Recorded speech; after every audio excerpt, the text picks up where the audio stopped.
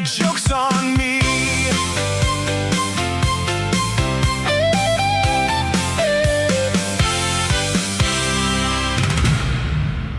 Ladies and gentlemen, welcome to your home for political play-by-play here on this Monday, June 22nd, 2026. Are you clown worlded out yet? Are you honked out yet? What do you think? No way. You better not be, because there's plenty more. There's plenty more where that came from. Bit of an abnormal weekend, you might say. I would say it's a bit of an abnormal weekend because Vance is now, it would seem, leading the Iran negotiations, and not just from a standpoint of he was in Switzerland. He's also taking the lead as far as the media is concerned, and it's Vance that's talking about it. It's Vance that's taking the questions about it, doing all the interviews on the usually softball shows, and then maybe some shows where you might expect a little pushback. What's up with that? And then this exposes how you have all of these foreign influence campaigns that are happening on X, that they've all targeted Vance. They're also pushing Rubio for 2028. So we've kind of seen a lot of this before as far as the Rubio-Vance angle for 2028 is concerned. But now they've become anti-Vance, and you've got Trump advisors calling it out. You've got Levin that is now getting called out on it as well. So I'm going to show you all of this back and forth. Now, we do have some news, but I can't help but go back into this today, looking at the online discourse here, and then seeing what you might say normal people are thinking and saying about this issue as far as foreign policy is concerned. And there's no denying that the foreign lobbyists are getting crushed. The foreign interests and the foreign lobbyists are getting crushed right now as far as the public is concerned. And I see this, people want to talk about Trump's poll numbers that are almost irrelevant at this point. They're almost irrelevant now. Trump's obviously not going to run again. So it doesn't necessarily matter what Trump's approval rating is. It's more of, what is the approval of the current policy direction? And those polls are all bad. All the policies, when it comes to economic, when it comes to foreign policy, all of these things are down. And that's what matters. That's what matters. And gas is up, by the way. Gas is up. Polls are down. And where it looked like last week, there was an opening. There was an opening to turn this thing around on the foreign policy, which has been dragging the domestic policy down, which has been hurting the economy. Last week, it looked like there was an opportunity to maybe right this ship. And then after this weekend, you're thinking, oh, it was just another lap. It was just another part of the cycle. They just added some new bells and whistles, guys. It's like a roller coaster ride where they have these things that like pop out at you, like a Scooby-Doo ride. You ever seen one of these Scooby-Doo rides where you have the laser guns and you have to shoot all the ghosts? It's like you're on the Scooby-Doo ride. You're like, ooh, the music is playing. You've been on the ride 100 times. You know that the ghoul is going to pop out of the shelf over here, and the goblin's going to pop out of the weeds over there. And then there's going to be some spooky creature that pops out of the water over here. It's like, you've already seen all of this before. Now they've just added a new one. Now there's a spider that drops down from the sky. Whoa, a spider. It's still the same Scooby-Doo ride. It looks like we're not off the ride. Looks like we're still on the ride. Trump has just said, hey, guys, I'm out on this ride. Hey, Vance. Call in Vance. We need to call in Vance here. Call in the righty. Vance, we need you to travel over there. We need you to talk to them. Vance, we need you to do the media interviews and take the tough questions. Trump is, he's dealing with some other stuff. Trump is actually in the White House today touting quantum computing. It's happening right now. He's taking questions from the press on quantum computing. How many members of that press do you think could even spell quantum? How many members of the press today could even explain what quantum computing is. They're going to be asking Trump questions. Oh, no, they're talking about the reflecting pool. Oh, geez. Oh, gosh. Oh, my goodness, the reflecting pool. Okay. Yeah. Well, we got some foreign policy stuff. We got some geopolitical stuff. I don't know how many of you heard or saw. I didn't get into this too much last week, but over the weekend, some of the evidence from the Austin Metcalf, Carmelo Anthony trial starting to make its way around the internet. And a lot of it is pretty gruesome. In fact, hearing some of it has even changed my opinion on the matter, I will tell you. So I think we're going to look at that. Now, as far as quantum computing, data centers, AI, we actually do have some news on all of that today. Something China is doing. And then there's an issue with self-driving vehicles. I know, right? Could you believe it? An issue with self-driving vehicles. Another politician is joining the cause to stop Ye, formerly known as Kanye West, to stop Ye from having a concert in the United States of America. These are two states now, both red states, that have now raised an alarm that Ye might be doing a performance. Oh my God, we can't have that. And then I got some slop for it. You know we're going to slop it up. Just some slop, a little slop at the end of the show. Before we take your super chats, as we do at the end of every show, I want to thank everybody for giving us a subscribe and follow on YouTube at the Owen Report. Really appreciate that. Today's show is brought to you by Cove Pure Water Filtration Systems. Folks, take your water filtration to the future with me and Cove Pure Water Filtration System. You know, it's an amazing thing. Our 250th birthday for the United States of America is coming up, and we think about independence. Even Trump talking about the Declaration of Independence. Unbelievable. We think about that. Many of us, though, are dependent on public water, dependent on that water from the tap. Hey, that's fine. That's nice. We can get water from the tap. Pretty good. Problem is, it's filled with a bunch of bad stuff.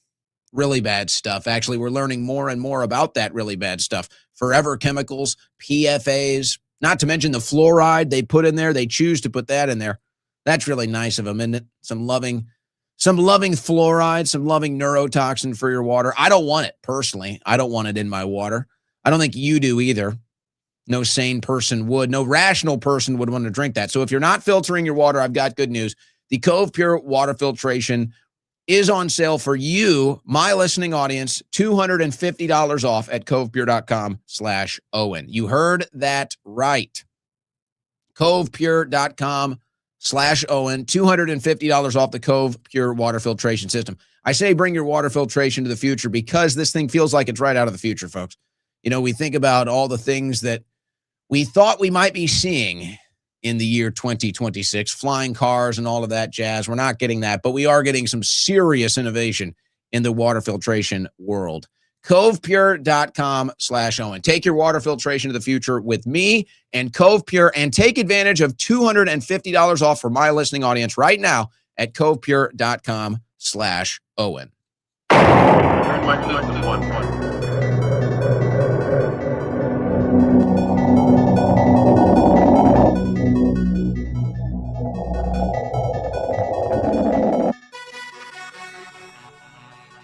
On the cutting edge of news and analysis, the Owen Report with Owen Schroyer.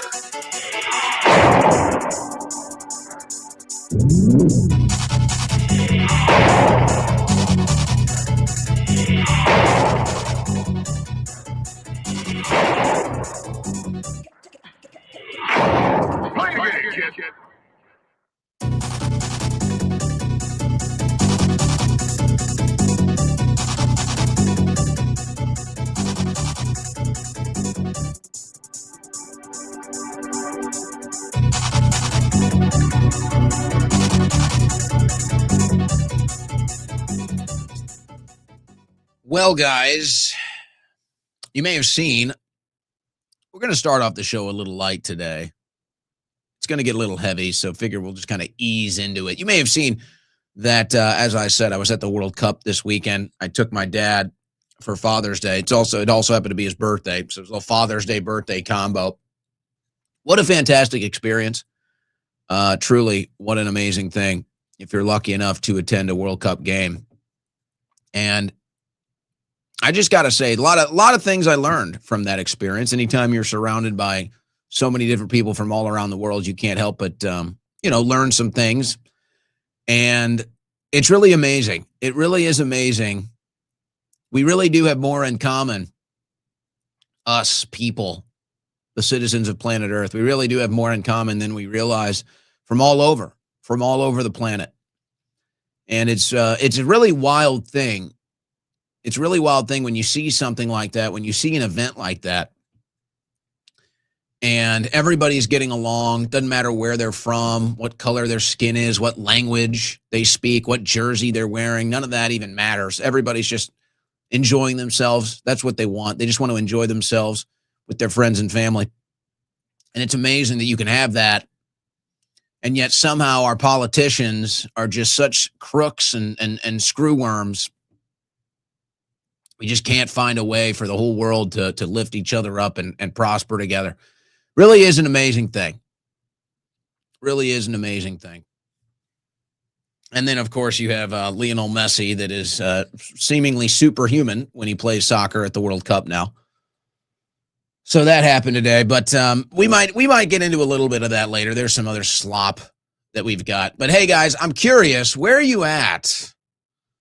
Where are you at on gas? Something happened to me today that has never happened before. Now, this is the current status of gas prices in Austin, Texas. Unleaded 350 or 349, and then Supreme 4.69. So 350 to 470 is what we're paying for gas in Austin today. And then this, I have never had this happen to me ever in my life.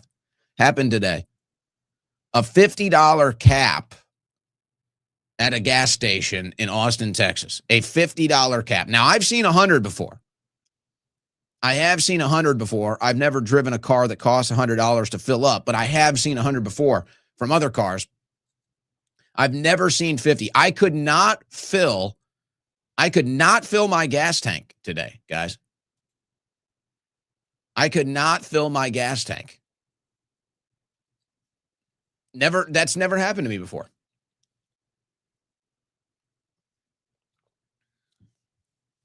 I can't believe it. I can't believe I'm in Texas. I'm in Texas.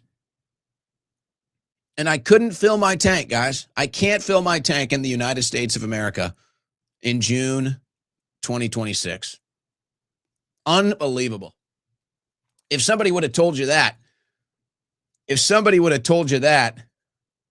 in January of 2025, what would you say? Hey, in 16 months, you're not even going to be able to fill your gas tank. It's like, well, what does that mean?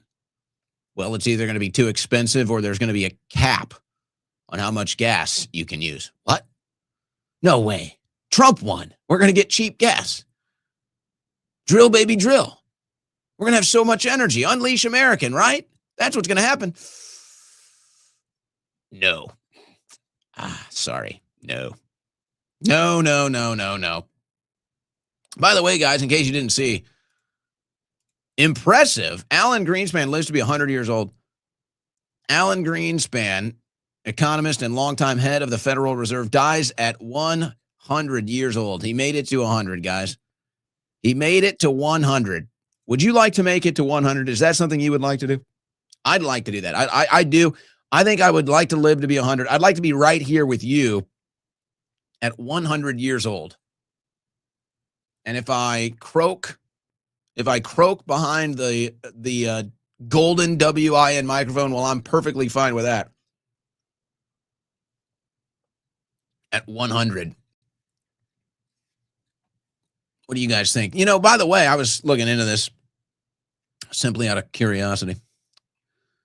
Alan Greenspan, he was also the chair of the Council of Economic Advisors. He was the 10th chair, is what he was.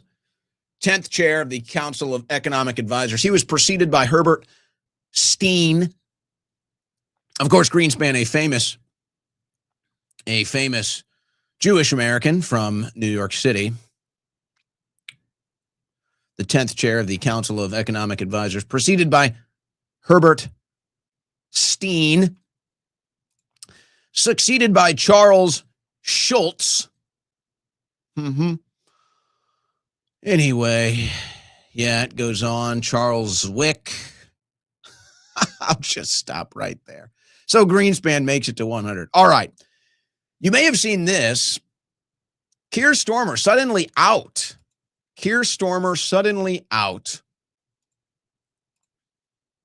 And this all happened really fast, out of nowhere. And now Andy Burnham has already been sworn in. You never even heard of the guy. Who? Keir Starmer out, Andy Burnham in, sworn in as the MP hours after Keir Starmer announces his resignation as Labour Party leader. Well, you know, I'm not too concerned about what goes on in the UK. I don't get too much into that. This one was kind of out of nowhere, though. Big news today. So I'm thinking, well, who is this Burnham character? I've never heard of it. Anybody ever heard of Burnham? So I'm thinking, well, let's figure out, how did this Burnham get into office exactly? What is this Andy Burnham really all about? As leader of the Labour Party, I would make it my business to put those relationships right. And as a start of a 10, I can say tonight that the first foreign visit I would do as leader of the Labour Party would be to Israel, to show that message from the very start. Thank you. Gotcha. Just trying to figure how it all goes down. Just trying to figure it all out, guys. It's so tough. It's really confusing. It's like there's no way to get to the bottom of it. So, okay. Let's get into it. Let's get into the stuff here. Let's bring it back home. So what's really going on, guys? What's really going on? We kind of, some of you, I don't think anybody can say my hope was a false start yet.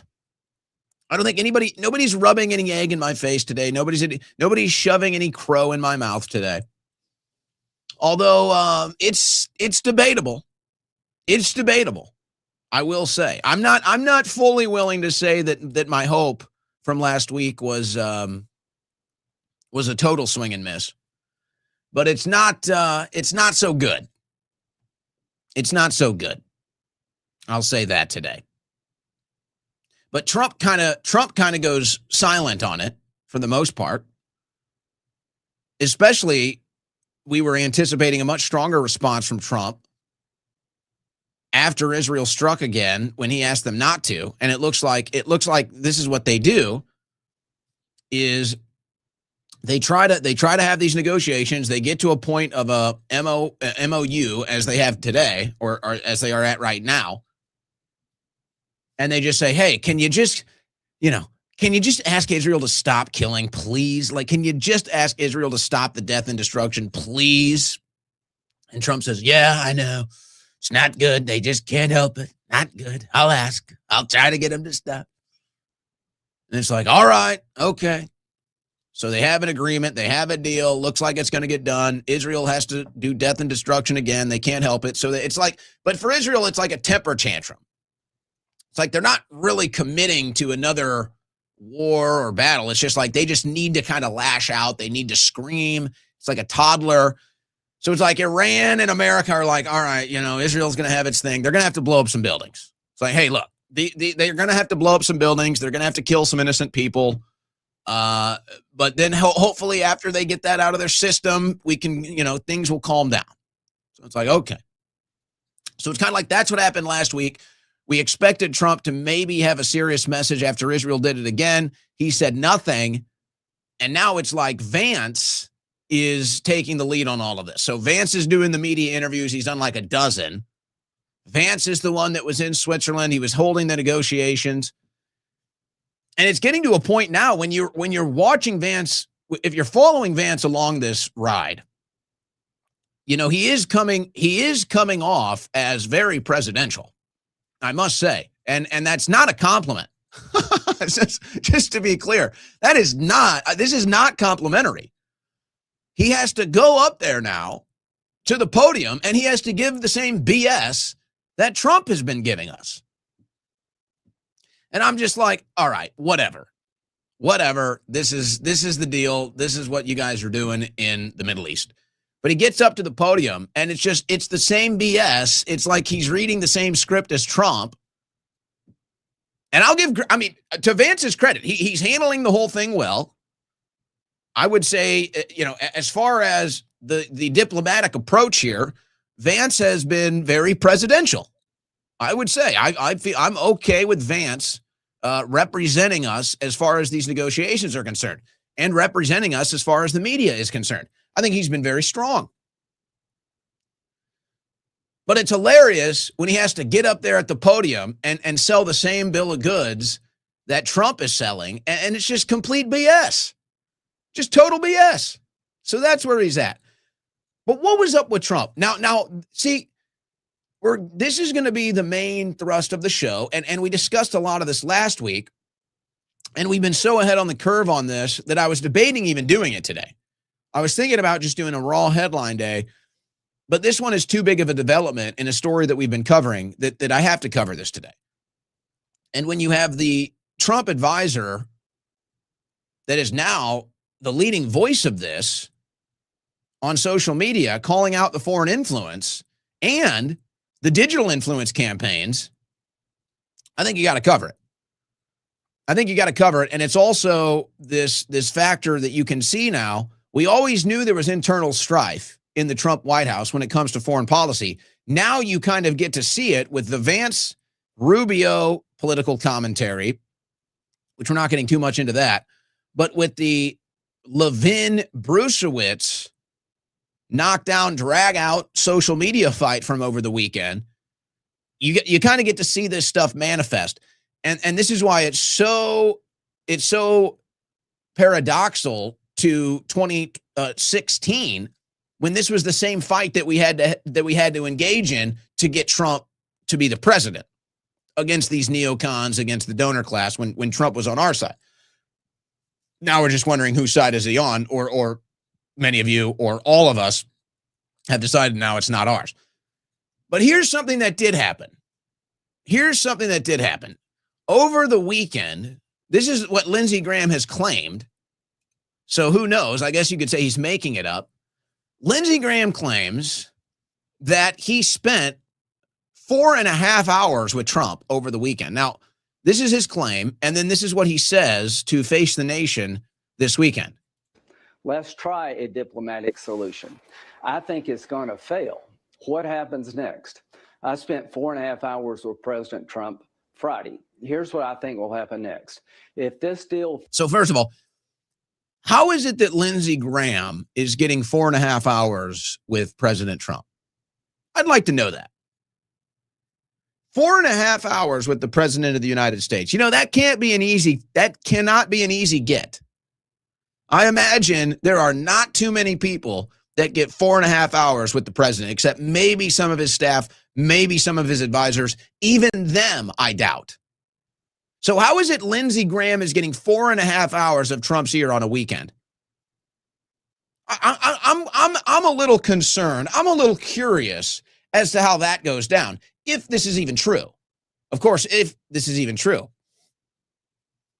But, you know, I've got another question. I've got another follow-up question for Lady Lindsey himself. So I'd like to know who in the Trump administration is giving Lindsey Graham 4.5 hours. Seems a bit overkill. Lindsey, if you can't do it in 4 minutes, get the hell out. That's what I'd be saying if I was in charge of Trump's schedule. Say, Lindsey, you got 4 minutes, 5 minutes tops. If you can't get it done than that, get the hell out of the office. I might say it with a different word, but we'll keep it family friendly on a Monday. But I got another question for Lindsey. You know, senators, you guys are supposed to be pretty busy too. So you've apparently got 4.5 hours laying around. I bet you there's not many people listening to this right now that got 4.5 hours just laying around. 4.5 hours that they haven't already dedicated to something else. And somehow Lindsey Graham has 4.5 hours he's going to dedicate to what? To going to the White House or going to President Trump and lobbying on behalf of foreign interests. Why is this issue so important for you, Lindsey? Everybody knows how you feel about this. Donald Trump knows how you feel about this. Why do you need 4.5 hours? Why is this issue?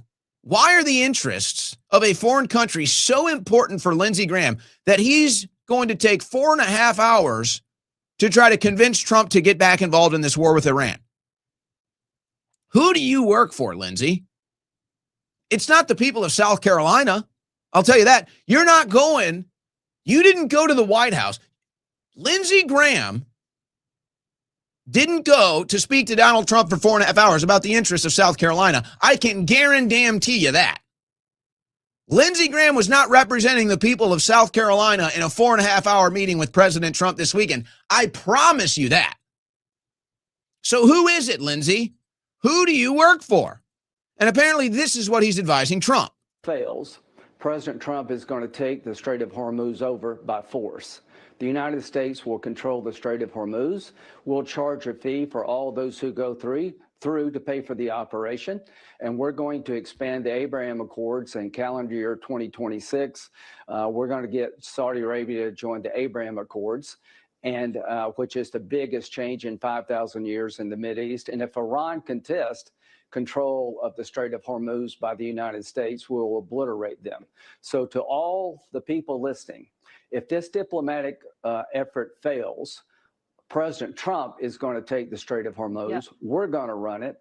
We're going to try to get Saudi Arabia to join the Abraham Accords to end the Arab-Israeli conflict in 2026. And if Iran continues to attack Israel and Lebanon, the new policy will be we'll hit Iran. So to the Iranians, if you're listening, when you use Hezbollah to attack Israel, I think the new policy will be we will attack Iran. Oh my gosh. I can't believe we're sending this absolute sleaze, this absolute snake, this absolute phony fraud sellout back to DC. Unbelievable. Now, there's other segments. I can't remember if they made the final stack today or not. What is Lindsey Graham actually saying here, guys? Because others will actually say it. Lindsey Graham's just too big of a coward to actually say it. No, they want boots on the ground, guys. That's what they want. They want boots on the ground. Oh, it's really nice to say, hey, we're just going to seize one of the largest shipping ports, one of the richest shipping ports in the world. We're just going to take it over. Oh, okay. Yeah, that's how it works. Yep. Totally normal. You just go and you just take that. That's what you do. It's just yours now. No, that's going to require serious military effort. And here's that word again. Here's that word obliterate again. How many times have we obliterated Iran? Like 10, 20 now? I've lost count. I've lost count how many times we've obliterated Iran. So I don't know. He says we're going to obliterate Iran. And what does all of this mean? It means U.S. blood and treasure in the Middle East again. It means boots on the ground. It means Karg Island. It means more death and destruction. It means more U.S. tax dollars. And it means Israel gets what it wants. America as its big, bad junkyard dog in the Middle East. That's what this whole thing is about. That's why Lindsey Graham is spending all this time with President Trump over the weekend. Not for the interest of South Carolina. No, Lindsey Graham is not trying to get your energy costs down. He's not trying to get your taxes down. He's not trying to get your price at the pump down. No, that's not what Lindsey Graham is. That's not what he's lobbying Trump for this weekend. No, it's not. It's more war in the Middle East for Israel. That's what it is. That's what it is. It's what this whole thing has been about. And it's a not so subtle reminder. Oh, it's Lindsey Graham. You log on to all of the Republicans, Democrats too. This is all of their social media this weekend, by the way, all of them. I'm not going to sit here and go through, hundreds of social media posts, but this is what you got all weekend long. Hezbollah is an Iranian terrorist proxy group with the blood of countless Americans on its hands. Iran should heed President Trump's advice and ensure Hezbollah stops their attacks. Israel has every right to defend itself. Yeah. And we all know it's Israel attacking Lebanon. But Lebanon doesn't have a right to defend itself. Israel literally gets to do whatever it wants, and it's always the victim. And somehow the American people fall for this crap. Of course, they don't anymore. This is the big enigma in the current American political discourse, is that all of our politicians, or the vast majority of our politicians and our media, totally bought and paid for by the Israeli lobby and interests. And then the vast majority of the American people have a negative view of Israel.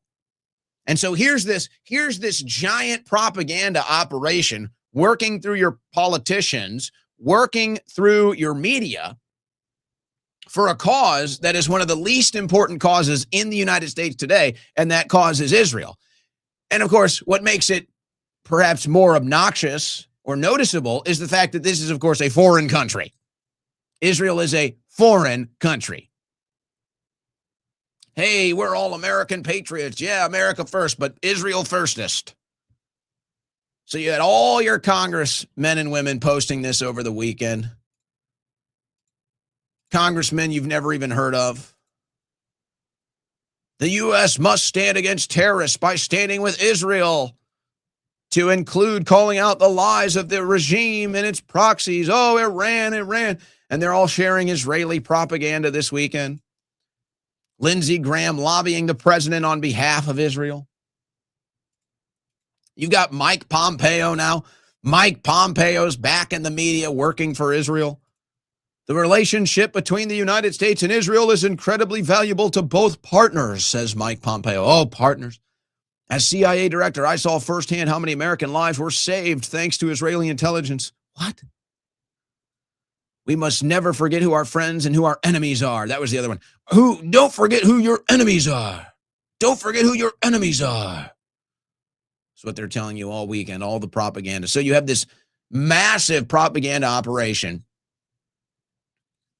attempting to convince you that you must serve Israel and that Israel's interests are your interests. It's old, it's tired, it's worn out. Nobody buys it anymore. And yet there it is in your face every day. And then the people that it's aimed at, the very people that this propaganda is aimed at, already know it's propaganda and want nothing to do with it. And so we're stuck in this weird loop right now. Our government is totally captured.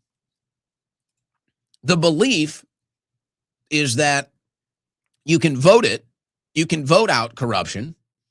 Not so many people believe that anymore, but enough people still believe that we're going to try it again.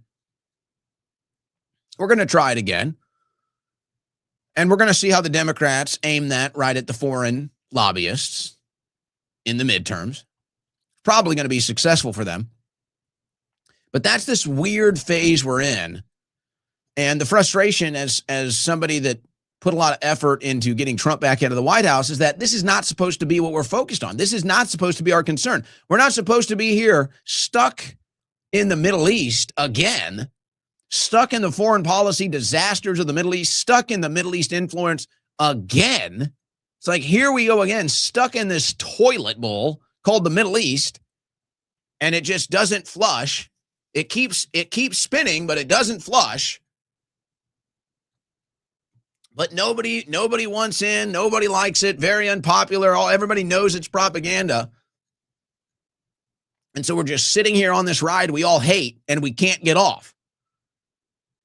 And we're hoping, keep looking at our watches like, all right, is it almost time? Like, when is this ride over, man? Can we get off this ride, man? Come on, man.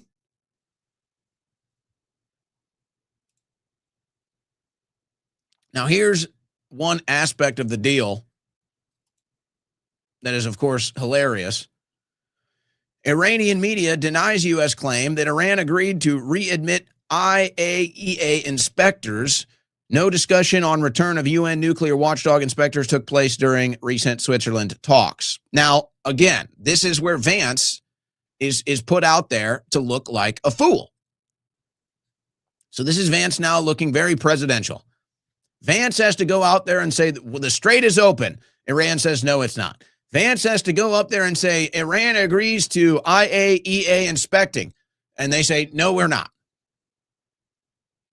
So now Vance gets to play that game with the media. Now Vance gets to play that game with the American people because Trump is sick of playing it. Now, of course, the irony here is, so here come these deals. And this is what Trump said last week. And maybe this is why he's sick of it. Or at least why he doesn't want to do it anymore, because it's such a waste of time. So here's what the Israeli lobby is demanding. This is what Netanyahu is demanding. Iran cannot have access to any nuclear anything. And they have to be subject to IAEA inspectors. Now, of course, Iran was already subject to IAEA inspectors. But you know who isn't? Do I even have to say it? So here we have, over the weekend, people like Mark Levin bragging about how Israel has secret nukes, which, by the way, via all the different international treaty clauses, Israel is not allowed to have nukes, or they can't be allies with anybody. So it's just like everything Israel does is totally illegal. Why is Israel above the law? And this is what Trump is being forced to negotiate. This is the hand Israel is forcing Trump to negotiate a peace deal with. And he's like, hey, you guys have to have an IAEA inspection. And Iran's like, hey, we've had this inspection for the last 3 decades. Israel hasn't had one. And they're going to make this demand of us when they have nukes and we don't, and they're killing our people, and they're killing people in 7 different countries right now. And it's like, what is Trump supposed to say? It's like, yeah, that's what they want. They want a right to kill you. I know it doesn't make sense, but that's where we're at. But the gig is up. The gig is up. And this is part of this awkward stage that we're in right now, because they keep reading you the same propaganda talking points and nobody believes it. It's like, I see there was a big conference. We got some clips from it. A big conference in Israel with Mark Levin and Benjamin Netanyahu and Mike Huckabee. And they're all up there spouting the exact same propaganda that we've been hearing for 30 freaking years. And it's just nobody buys it anymore, but they don't know what else to do. They have nothing else to say. It's worked for so long. It's worked on the older generations. So they just keep repeating the same garbage, even though nobody believes it. And now people are finally looking in a different direction. And they're saying, we're looking at our foreign policy here. We're looking at the Middle East. We're looking at what we claim the agenda is. And none of it is really adding up. But when we take a different approach and when we kind of reverse the image, all of a sudden it makes sense. Oh, Israel's the aggressor. Oh, Israel's the bad guy. Now it starts to make sense. That's not endorsing anyone else. That doesn't mean that not everybody involved is a bad guy, because they all are a bad guy. That's the whole thing. There's no moral high ground. This whole approach is, hey, Israel has the moral high ground in the Middle East no matter what, and therefore America has the moral high ground because we're backing the team with the moral high ground. There is no moral high ground. You're all scum. You're all killing. You're all death merchants. You've all got blood on your hands. There's no moral high ground just because you have an Israeli flag. There's no moral high ground just because you're dictating policy from the nation state of Israel. You have no moral high ground. If anything, you have no moral high ground. You have the moral low ground now.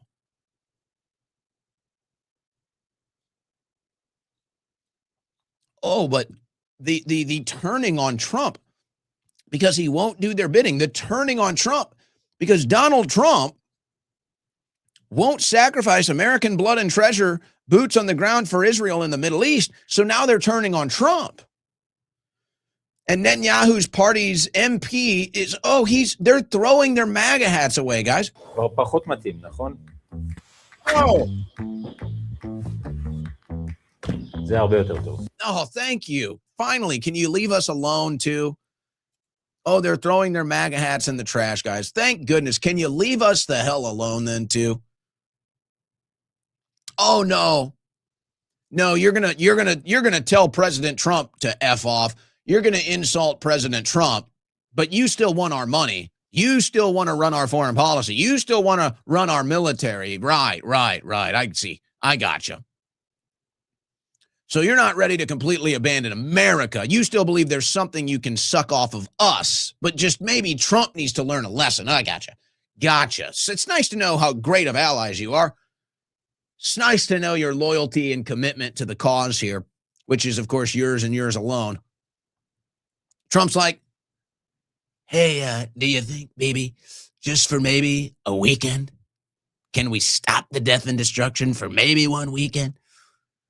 For a birthday gift, anything, baby, just a weekend would be nice. I'm trying to get gas prices down here. We got a bit of a problem. Can you give me a weekend, baby? The American people are getting pissed, baby. They don't like you. You know what? I don't think I do either. But I just need a weekend. One weekend, baby. Can you not kill?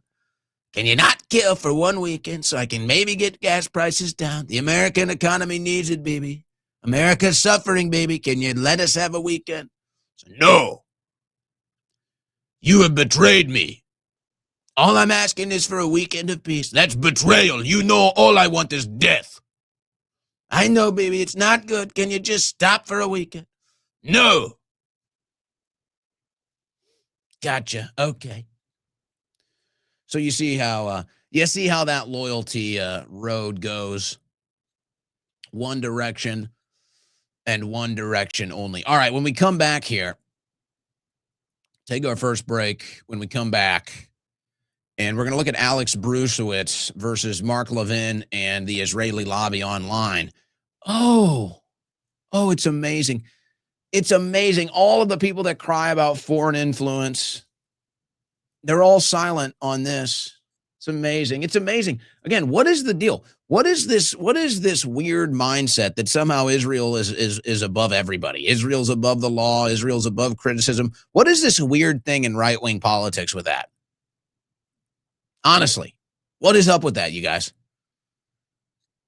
What's the deal? Is it pure brainwashing? Do you really believe in the cause? Because if that's the case, you have to be the worst true believers in a cause I've ever seen. Because you can't even do a basic debate on the issue. Of course, you're in a tough position being on the side of the bad guys, but you can be on the side of the bad guys. It happens all the time. What is that? It's like, oh, if you had a Trump advisor exposing a foreign influence campaign from any other country, they'd all be going wild. If you had Americans throwing their Trump hats in the trash, all of MAGA would be up in an uproar this weekend at the disloyalty.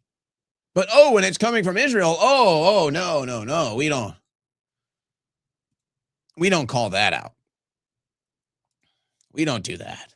We let that go. I don't get that. And yet, we see it every day. You're listening to the Owen Report on the Win Network. Folks, what are you doing right now with your money? Hopefully you're not just having it sit in a bank. You have no idea what could happen with that. No idea. Stock market, it's volatile. What is something sure? What is something that has withstood the test of time? That's precious metals, gold. And that's why I've partnered with my friends Allegiance Gold, who has a very interesting offer for you right now. But first of all, you'd have to give them a call. That's what you'd have to do. You'd have to give them a call at 844-790-9191. And then when you got them on the line, ask them about $5,000 in free gold and silver with qualified investments. Whether through your 401k, IRA, or savings, they make it simple to move into something real before the next reset, which we all feel like could be right around the corner. Starting to hear some noise, starting to hear some creaks around that corner right now, you know? Starting to get a little weird out there financially. So it might be time to get into gold, might be time to get into silver. Millions of people are. In fact, Allegiance Gold, their nearly 10,000 clients nationwide have given them an A+ review with the Better Business Bureau. An A+ review. Now, it doesn't get any better than that, but you need that. When you're talking about your wealth and you're talking about your finances, you got to have that A+ with the Better Business Bureau. That's Allegiance Gold. Somebody you can trust. So give them a call, 844-790-9191, or go to protectwithowen.com. That's protectwithowen.com. Protect your wealth and your freedom because no one else will.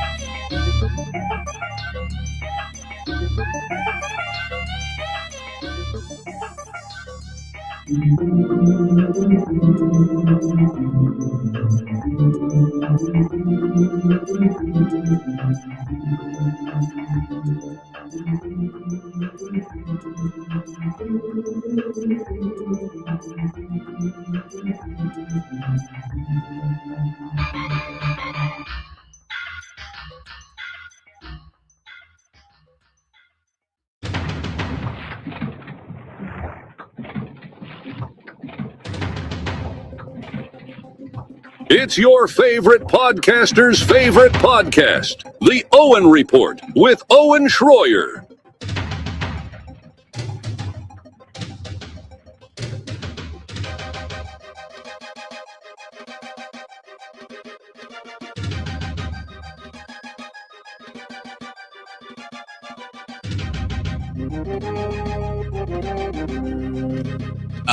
No, I have not listened to the new Madonna album yet.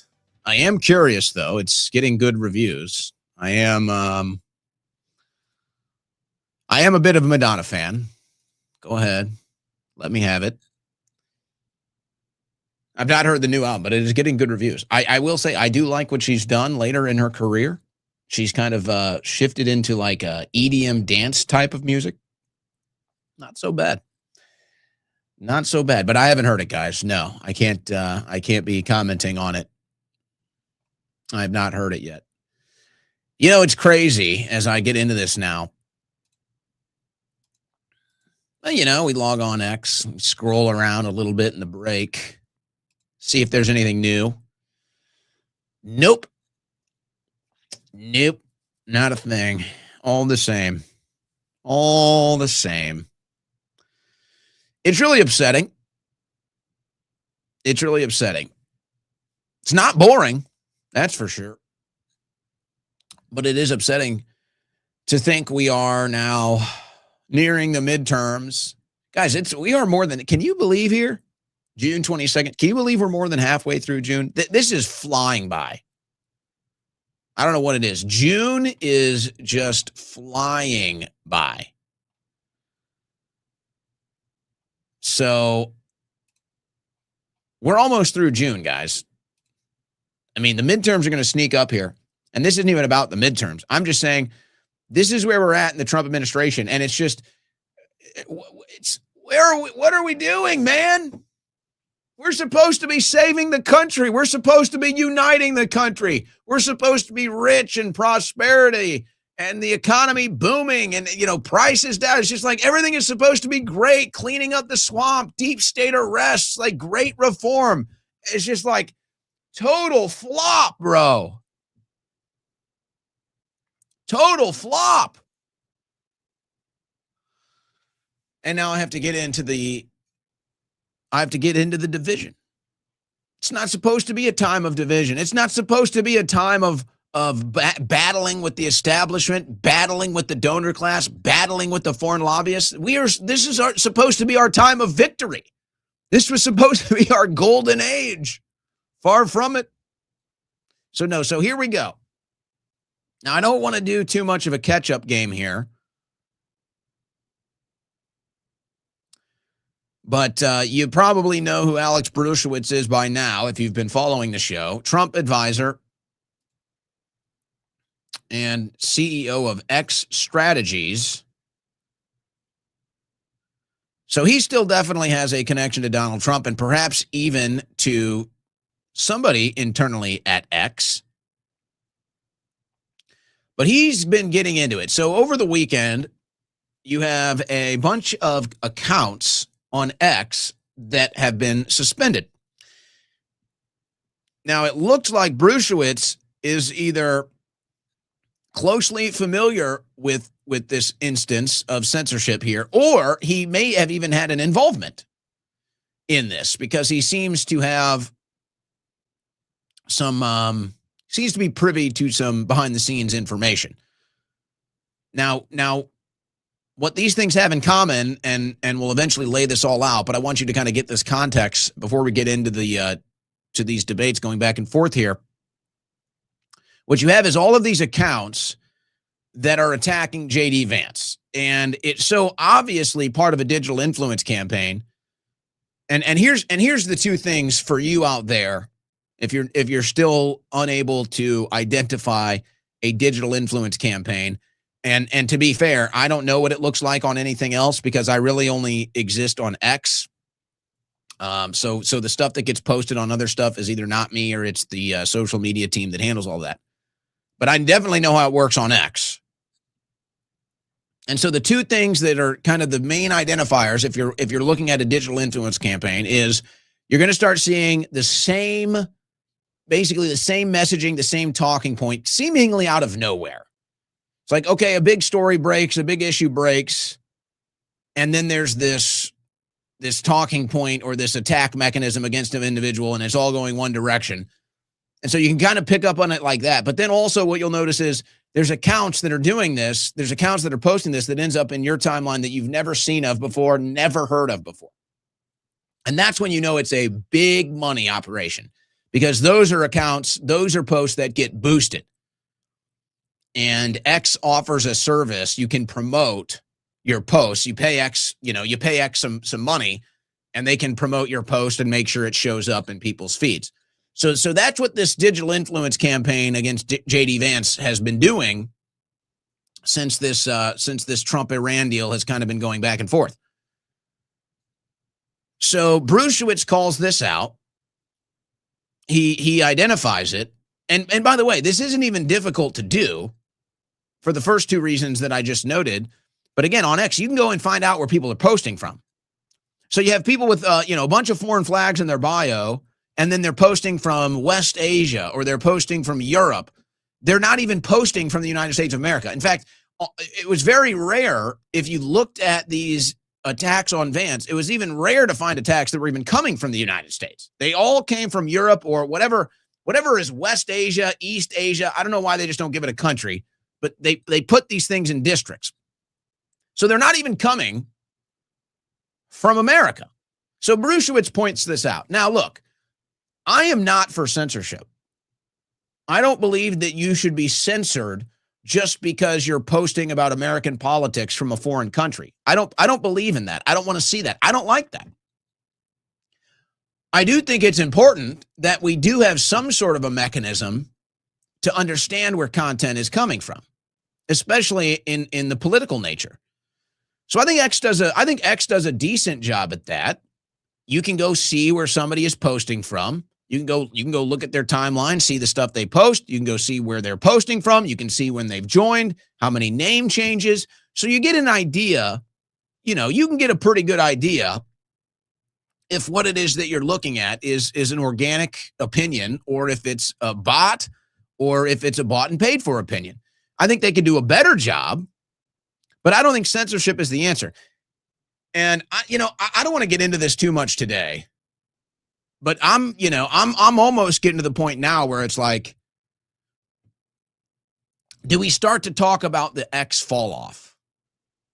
It's like, when do we, I know that there are people that are already talking about it, but when do we start talking about the fall off at X? Because it is getting out of control. I mean, let's just be perfectly honest. It's getting out of control. Whatever it is that they're trying to do, it's destroying the organic nature of the platform. It's ruining the grassroots intuitive nature of the platform. I don't want to get into that today, but it's like it's all kind of tied into whatever the hell is going on right now. And I've got my beefs with Elon today for other reasons. I don't really give him any, I don't think he's too aware of what's going on at X, and maybe that's part of the problem. I've got a different issue with Elon today. But it's like somebody needs to get a hold of Elon and say, hey, Elon, the reason why you purchased this platform is they're turning this platform into the exact opposite of what you wanted it to be. And maybe it's time to look at another leadership change over here, because it's getting bad. It's getting bad. There's no rhyme or reason. Nobody's happy. Nobody's happy. And now there's this whole issue with the payouts not making any sense. It's like, I don't want to get into all of that today, but there will be a time. There will be a time to talk about the fall off of X, because it's starting to get out of control. So here's Brushewitz over the weekend. Now, first, he's getting into it with Dave Rubin. So you have Dave on here.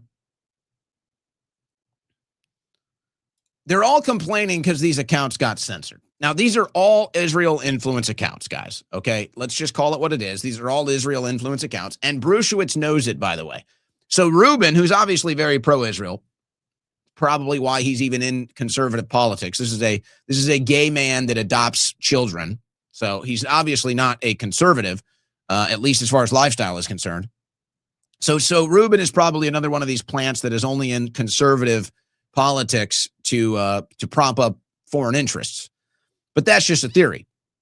So here he is. He's defending all the Israeli operative accounts.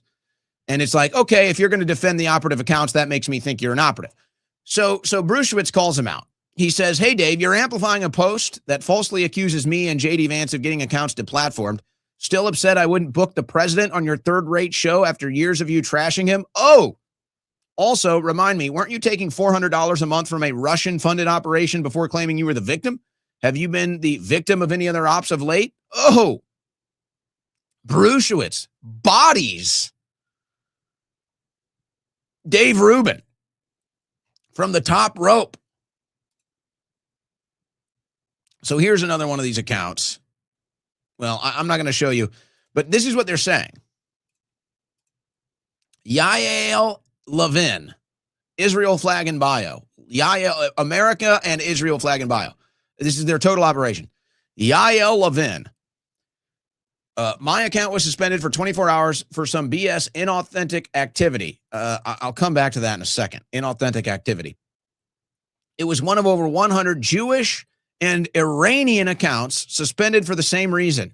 We all criticized the vice president handling of the Iran deal. Mind you, I'm a lifelong Republican, and I worked very hard to get our president and vice president elected. Really? Really? Did you now? How many people out there have ever heard of Yael Levin? Yeah, that's how hard you worked, hon. That's how hard you worked with your foreign flag in the bio. She worked so hard to get Trump elected. I'm sure you did. And I'm sure it was for America, too. I'm sure. So she gets hit for inauthentic activity. Now, the reason why I feel that that's the important thing, because she quotes it here and she shares the screenshot, because I think that gives us a clue as to what X either discovered or believed was happening. And they've found this before, by the way, because I happen to get kind of caught in a dragnet of one of these things. And it has happened before, and it could be what has happened to her. And here's some of the other accounts that they have blocked here. Now you have to wonder, too, if this whole thing isn't a psyop, by the way. You have to wonder, too, if this whole thing isn't a psyop, as Israel is just getting destroyed in the foreign policy debate right now, as Israel is just getting crushed in the online discourse right now. You have to wonder if this isn't a false flag. So it's like, oh, no, Israel's actually popular. They're just getting suspended. Oh, pro-Israel opinions are the ones getting suspended, not anti-Israel. Yeah. As if anybody believes that. As if anybody believes that's the case. So this is either a psyop to try to throw a wet blanket on the online political discourse that is just crushing the Israel side of things right now, or X discovered something, which they have before, by the way. So what you'll have is you'll have these groups. Now, some of these groups are totally bought and paid for. Others are a little more organic in nature, but some of these groups are totally bought and paid for. And what X has found out before is they've even gone into like DM data, and they'll look at chats that you're in. And if they find out that a group of people that are all in the same chat are all sharing the same post or posting the same thing, they look at that as an inorganic or inauthentic activity, and they strike that down. And they'll even get rid of these groups. Or if they all have a badge affiliation, they'll kick your badge affiliation. So X has already done this in the past. So this is either a psyop to try to somehow muddy the water on the foreign policy Israel discourse, or X was suspicious or had the evidence that showed that this attack, this wave of attacks on J.D. Vance, was a paid digital influence campaign or inauthentic activity, in that everyone is behind the scenes saying, hey, we're going to do this all at the same time. Both things are likely what's happening. Now, they have new, you could call, I don't think there's laws yet, because the laws are still like, we're not so sure what we're doing here. But X has a policy when it comes to paid posts. And if you're going to do a paid post, it has to have a paid post notification, or what do they call it? Disclosure. And so X already put that policy out. And for the ones that are engaged in paid postings, they want to operate above board, because there's people that engage in marketing. There's people that engage in advertising. It's basically what it is. It's kind of a new form of marketing, a new form of advertising. So there's people that want to do it by the books. There's people that want to do it legally and lawfully and have disclosures. And so they're kind of working with X, like Polymarket is one, for example. They're kind of working with X, and they're saying, hey, what do we need to do to make sure this is all above board? Here's how we operate. Here's our deal. And X says, okay, we'll give you a little note here. And if you have a paid post, you put this little thing up. Well, when you have these political groups, they don't operate like that. This is all hush-hush. This is all essentially under the table. Now, whether you agree with this policy or not, that's not even the point. The point is that you'll have these groups that are part of digital media influence groups, and they'll take payments to post political operations on X, but they don't disclose it. They're not disclosing that because there is no real regulation on that. It's like if you're going to post something about a stock, or if you're going to post something about a cryptocurrency, or if you're going to post something about a prediction market, they have ways where you disclose that. And those groups are working with X to make sure that it's all disclosed. But these political operations, they're not. These political operations, they're not working with X, and they're not disclosing their digital influence campaigns. And why would they? Because that would destroy the entire purpose. The entire purpose of having these digital influence campaigns is so that it looks organic. The entire purpose of paying all of these accounts, big amount of followers or small, the whole purpose about these groups is so that, oh, this cause looks organic. It's like, oh, this attack on J.D. Vance is organic. People really don't like J.D. Vance. No, that's a paid digital influence campaign. But there's no content disclosures for that. So I think X and maybe Brusiewicz even know that this is going on. Now, the reason why Brusiewicz is saying it comes out of Israel is because that's where all of the evidence leads. And it's not just evidence, it's admissions, by the way.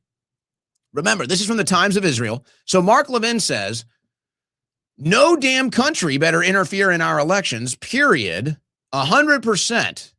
But we will influence who the prime minister of Israel will be in the October election there. What? So this is part of Mark Levin getting into it with Brusiewicz. Oh, Mark, you say there is no foreign influence. No one should influence and interfere in our elections, huh?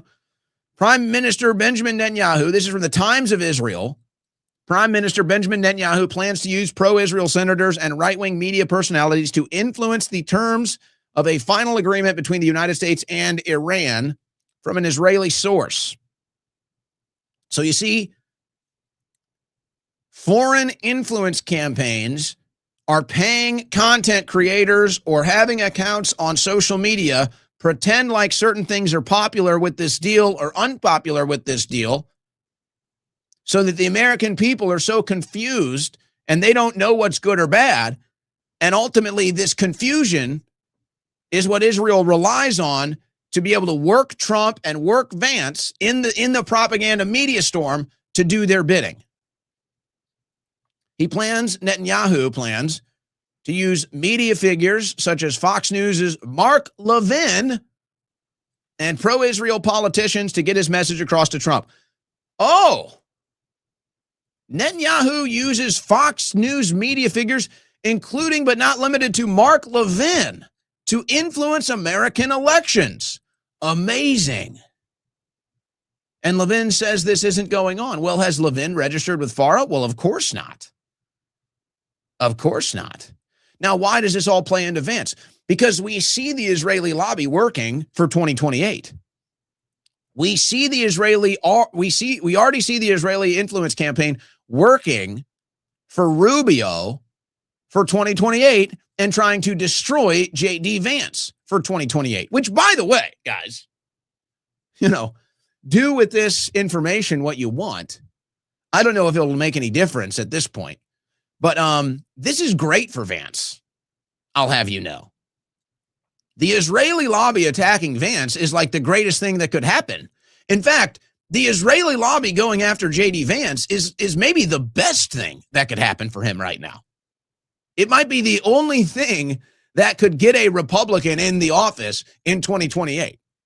Now, you actually now have a chance with J.D. Vance.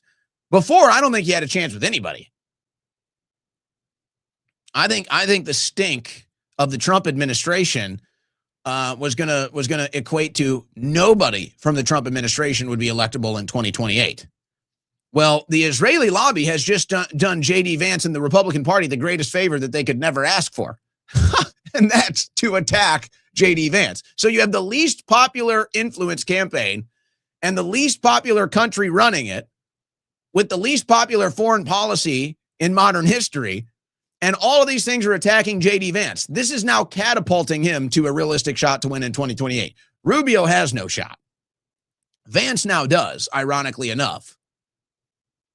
But that's why it's so easy to identify this, because the same people that are attacking Vance are the same people that are propping up Rubio for the exact same reason they're attacking Vance, which is he's not pro-Israel enough, and Rubio is.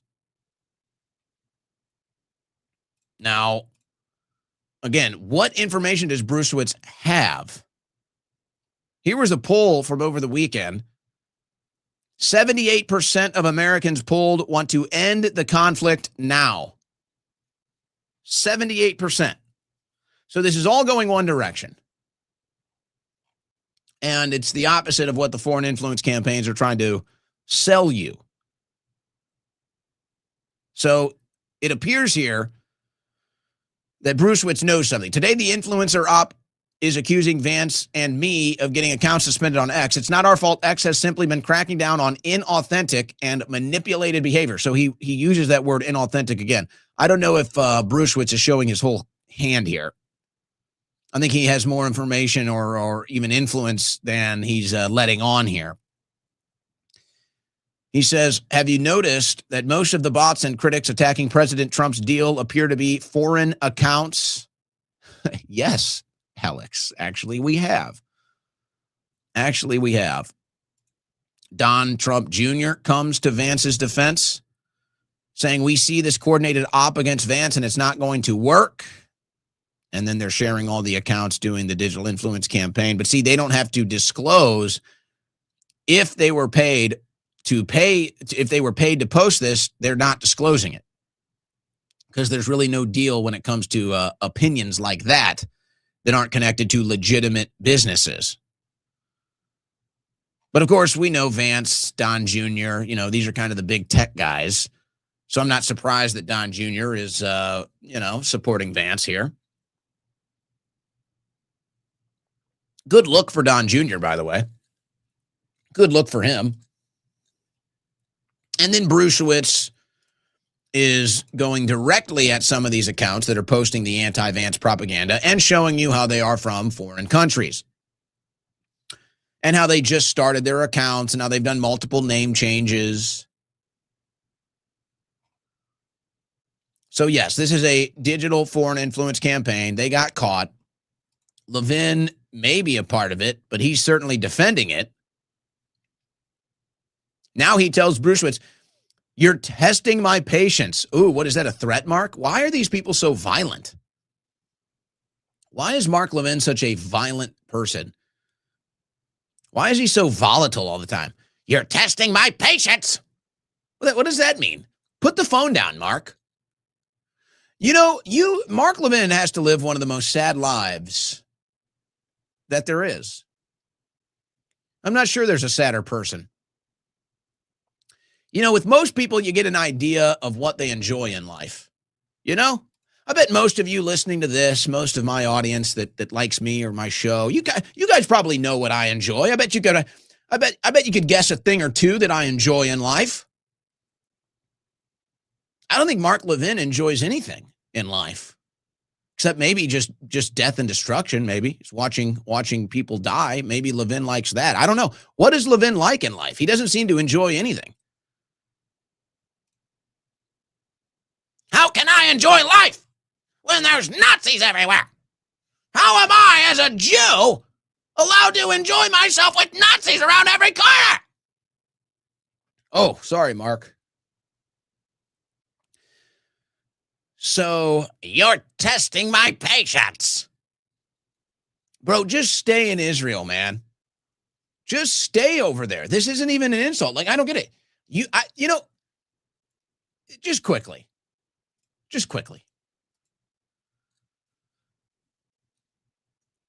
I don't mean this facetiously. I don't mean this as like a gotcha thing. This isn't like an attack. This is not like lowbrow. I'm not undermining anybody here. It's like a serious thing. It's like, why don't you just move there? This isn't a gotcha thing. It's a genuine question. It's like, you seem to love Israel. Okay, great. You love Israel. Good for you. You love Israel. You have your reasons. I'm not here to tell you can't love Israel. You love Israel. It's just like, why don't you move there? Honestly, to all of these right-wing people. Again, this isn't some trope. This isn't some gotcha thing. This isn't some get out of my country. That's not what I'm saying. I'm just genuinely curious. Like, you spend so much time, so much of your heart, your soul, your mind, your political thrust here is all for Israel. It's just, why don't you just move there? Honestly, this isn't like, it's a genuinely honest question. You guys fight so hard for Israel. You seem to care about Israel's interest and outcomes and how they influence Israel or affect Israel more than America. So it's just like, why don't you just go there? Why doesn't Mark Levin just live in Israel? Why is that like an insult? Why is that like, oh my gosh, you can't say that? What are you talking about? He sits here and he obviously cares very deeply about Israel. It's like, if you listen to my show, you probably realize I care deeply about America. Well, I live here. It's where I don't even know, multiple generations of Schroyers have lived here for a long time. So it's like, okay, that makes sense.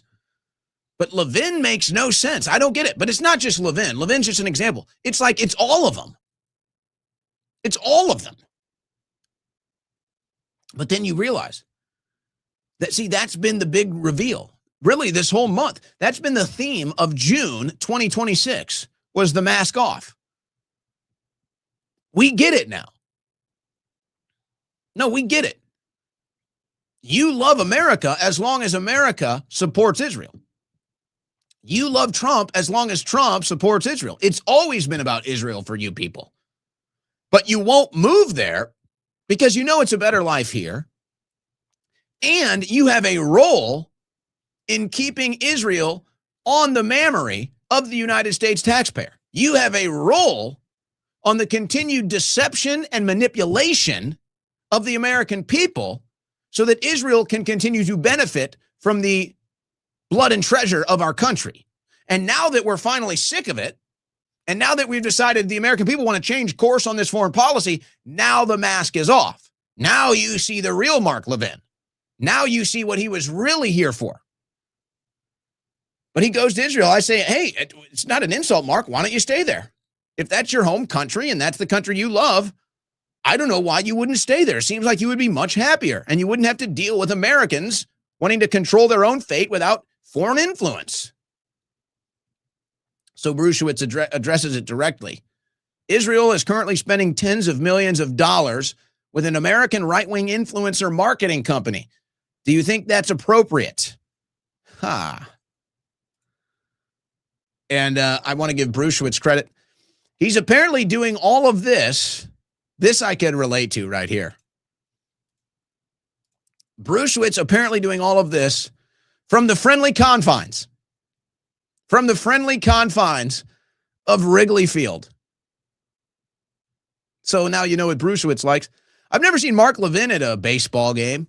You ever seen Mark Levin in a baseball hat at a baseball game on a nice sunny day drinking a cold beer? You ever seen that? Very American thing. Never seen that from Mark. But Brushewitz is here bodying Levin from Wrigley Field. Now, Anna Paulina Luna is talking about this. I'm getting a little bit suspicious here, I have to admit. I'm getting a little suspicious of all of this because this whole let's talk about it all day and do nothing is getting obnoxious. Okay? I'm getting a little tired of it. And Anna Paulina Luna seems to be one of the leading examples here. And, you know, I've kind of had a policy, maybe you might say on this show, or maybe my approach towards politics or politicians. I've kind of had an approach where it's like, if somebody moves the ball in our direction, you know, at least once, it's like maybe not on all the issues and maybe even on less issues than they will. But it's like, if there's issues where somebody's moving the ball on our side, it's like, okay, you know what? I'm not going to go after him too much. And for the most part, Anna Paulina Luna is one of those people. She moves the ball the right direction. But she's becoming one of these people that talks a lot and does nothing. And I'm just getting sick of it. I'm really just getting sick of it. It seems it's beyond just opportunist, by the way, because it's kind of hard to differentiate. Well, are you an opportunist or are you just in the trend? It's like they'll always attack you. It's like if you're covering a big story, it's like, oh, you're an opportunist. It's like, well, no, I'm covering a trend. I'm covering a breaking news story. I guess you could call that an opportunist. But it's like, okay, what is the deal with Anna Paulina Luna now? So here's the story of foreign influence coming out, and now she's going to go on to Brandon Tatum's show, who, by the way, I mean, do you want to talk about foreign influence?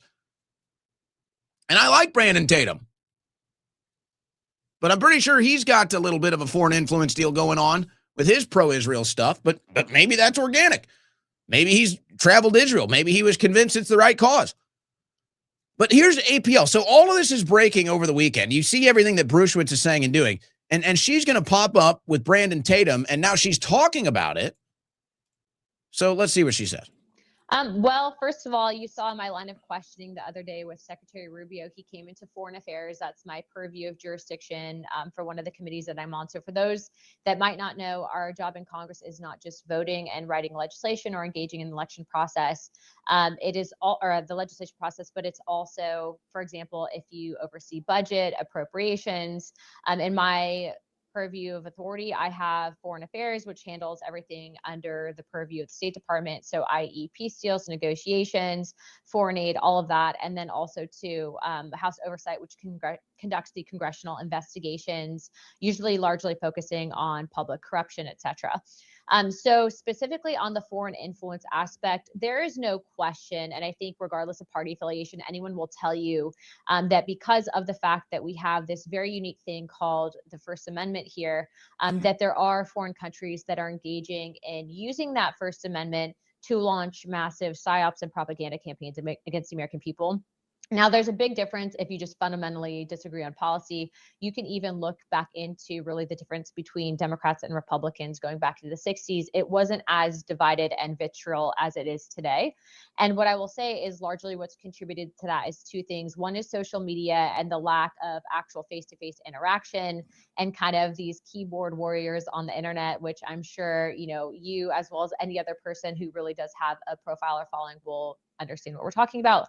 And then also to the aspect of we have seen there's been evidence of bot farms. I've actually posted a lot of this, bot farms being run out of specifically China that might target specific policies or people. So like the next time you're arguing on the internet, just ensure that you're not arguing with a bot farm specifically. It does seem that the bot farms are more active on places like X that tries to drive up the engagement for certain postings. And what we're finding is that let's say that you have a position like in myself that doesn't want to continue the war in Ukraine, right? So like I've been advocating for peace, opening up the diplomatic talks, et cetera. Well, you might have, a pro-war perspective on both sides, whether it's here in Washington with special interests funding the war or making money off of it, or different governments that would benefit from the war continuing. And so what they'll do is they'll take postings, they'll hit them with bot accounts in an effort to try. Okay, so here she goes again. She's talking about something. So what are we doing about it? Now, I'm okay. Let me be perfectly clear. I'm okay with doing nothing about it. But the issue is, if you're going to do nothing about it, then you have to do nothing about it all the time. And this is why X is so I'm sorry to say, but retarded right now. This is why X is so retarded right now. If you're going to do nothing, then you do nothing. And that's the policy, is we do nothing. We're not involved. In fact, that's supposed to be how the U.S. government is. I'm not supposed to have the U.S. government in my life all the time. So, okay, I could say, well, what are you doing? Well, they're not doing anything. Okay. But they are doing something. There is something going on. They are passing legislation about speech. They are trying to work on policy on social media. So what are we doing? So it's not that they're trying to do nothing. And you get a bit of an example with how X has kind of turned into this monkey madness right now.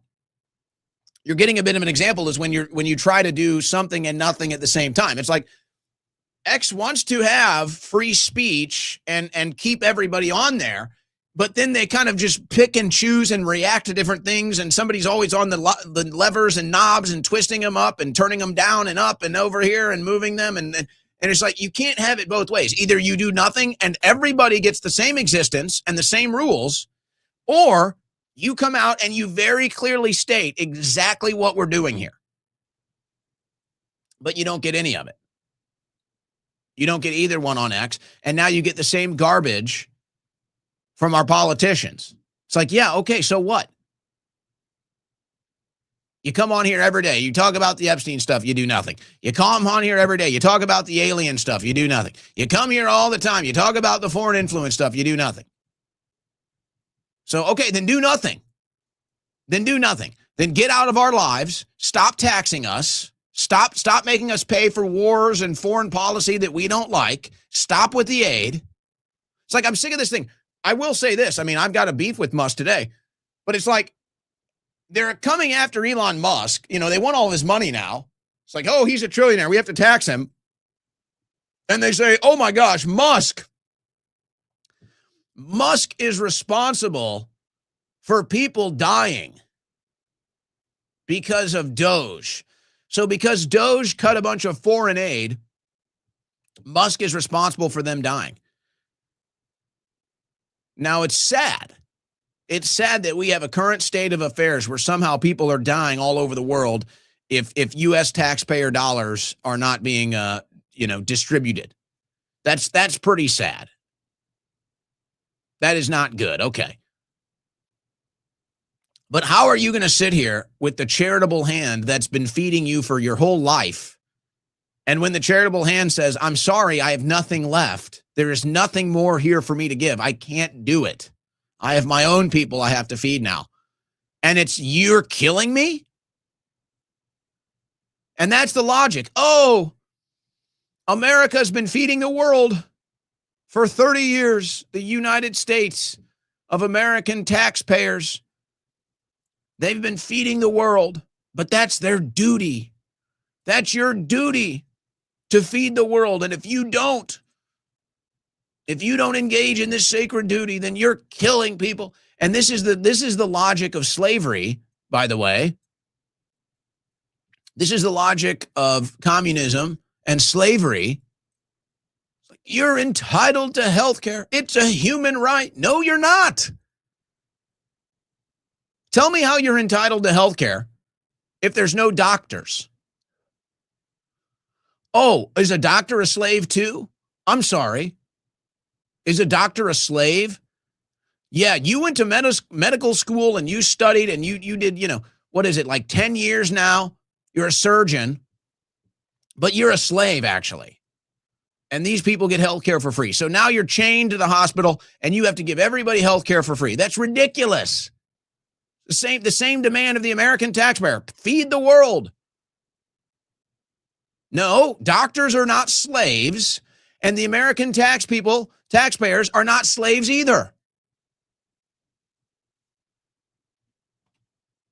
Feed the world, America. It's your duty. No, it's not. Sorry. Not my problem. Now, I wonder if this whole thing wasn't a smokescreen for this, as far as these suspended X accounts. Because X was also removing official accounts from Iran this weekend, including but not limited to IRIMFA. This is all in foreign language. I can't tell what that says, obviously. The foreign minister of Iran, the Iranian spokesperson, and the deputy foreign minister for legal and international affairs, all from X, got censored. So was this whole pro-Israel bot influence censorship just a smokescreen for the real censorship that was happening on the Iranian accounts? You've got to wonder.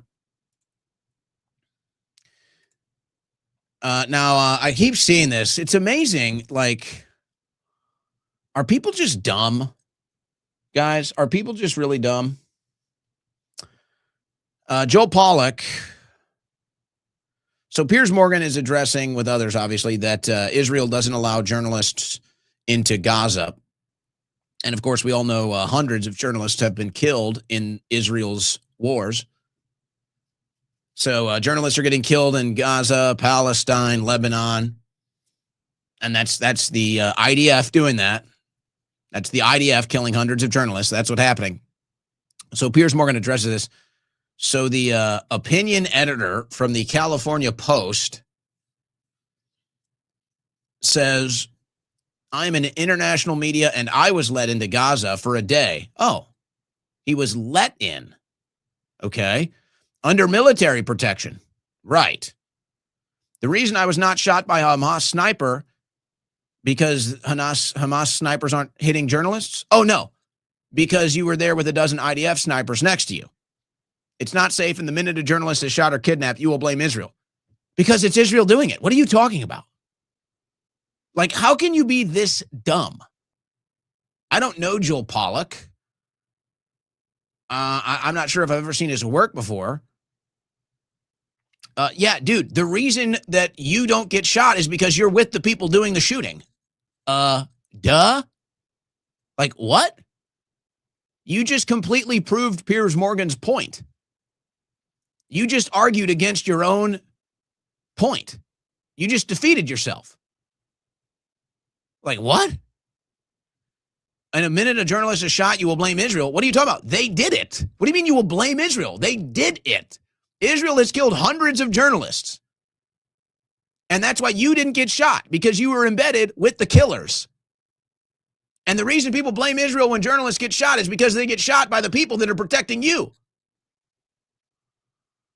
And he just says this out loud, and it's like Tobias Funke. Do you even listen to yourself, bro? How many people got that reference? Was that one too deep? Was that too deep of a cut, the Tobias reference? What is he? He's in, I'm not going to say it. I'm not going to say it. Hey, but, you know, they're all taking their mask off now. They're all taking their mask off now. And it's nice that we get to see the psychology. It's nice that we get to see the logic that is driving this, because now you get to understand it. Because otherwise it doesn't make any sense. Say, how are these people so wantonly okay with death and destruction and then proud of the blood that they're bathing in? Well, now you see. So this is one of the biggest pro-Israel people you're going to find all over the place on American social media. Probably seen her before, Brianna Wu. She says every single person that opposes Zionism supports the death of 7 million Jews and 2 million Israeli Arabs. Oh, that's quite a leap, guys. That is literally the leap from, hey, you have an opinion to, hey, you're a mass murderer. Wow. Quite a leap. Israel exists. If it were not to exist, all those Jews would be holocausted and ethnically cleansed, and that's a fact. Really? Boy, again, quite a leap here. Quite a leap. You know, Israel didn't exist until, what is it, like 1948. So I guess the Jews survived without Israel too, didn't they? So I guess that doesn't make any sense. So I guess you're totally just proven wrong on that. But this is what they believe. So when you sneer at me for being a Zionist, all you're saying is you want the death of 7 million Jews. Now let's, again, understand the psychology here. I'm glad they're saying how they really feel. I'm glad that we're having this mask off moment, and now we actually get a little bit of a vision into the psychology here.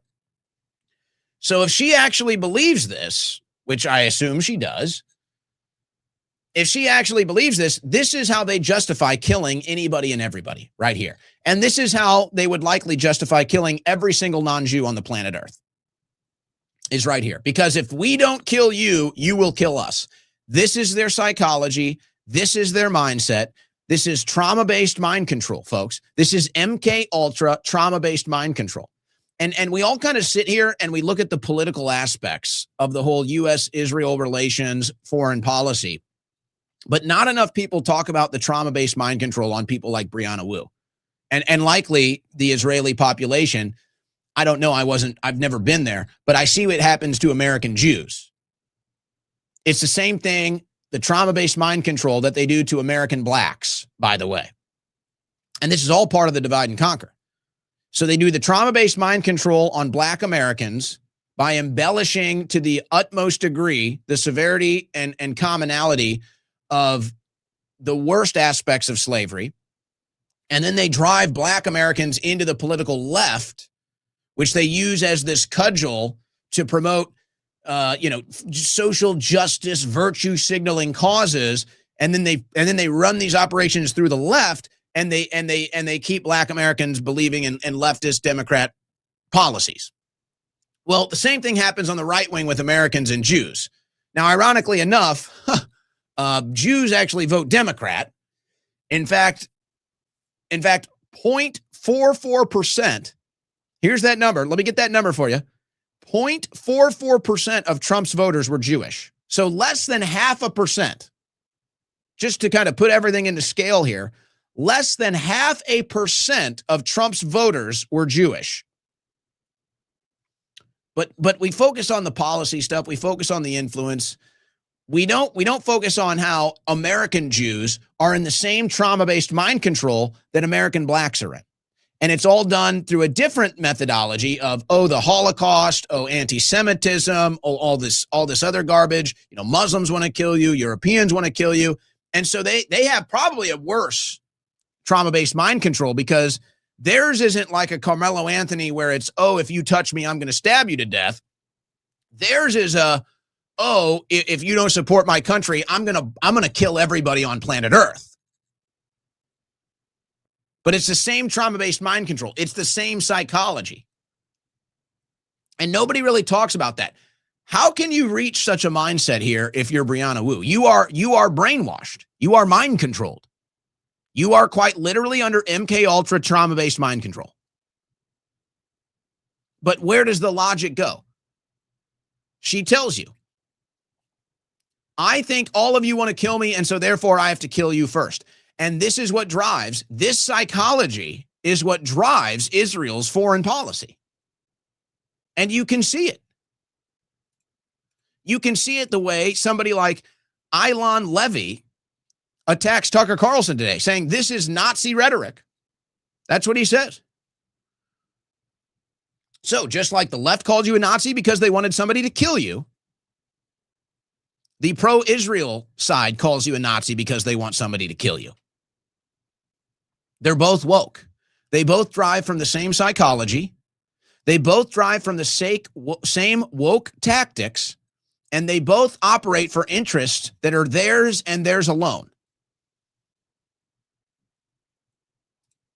But now we're seeing it. So how can they justify it? Because it's survival. We have to kill everyone because it's survival.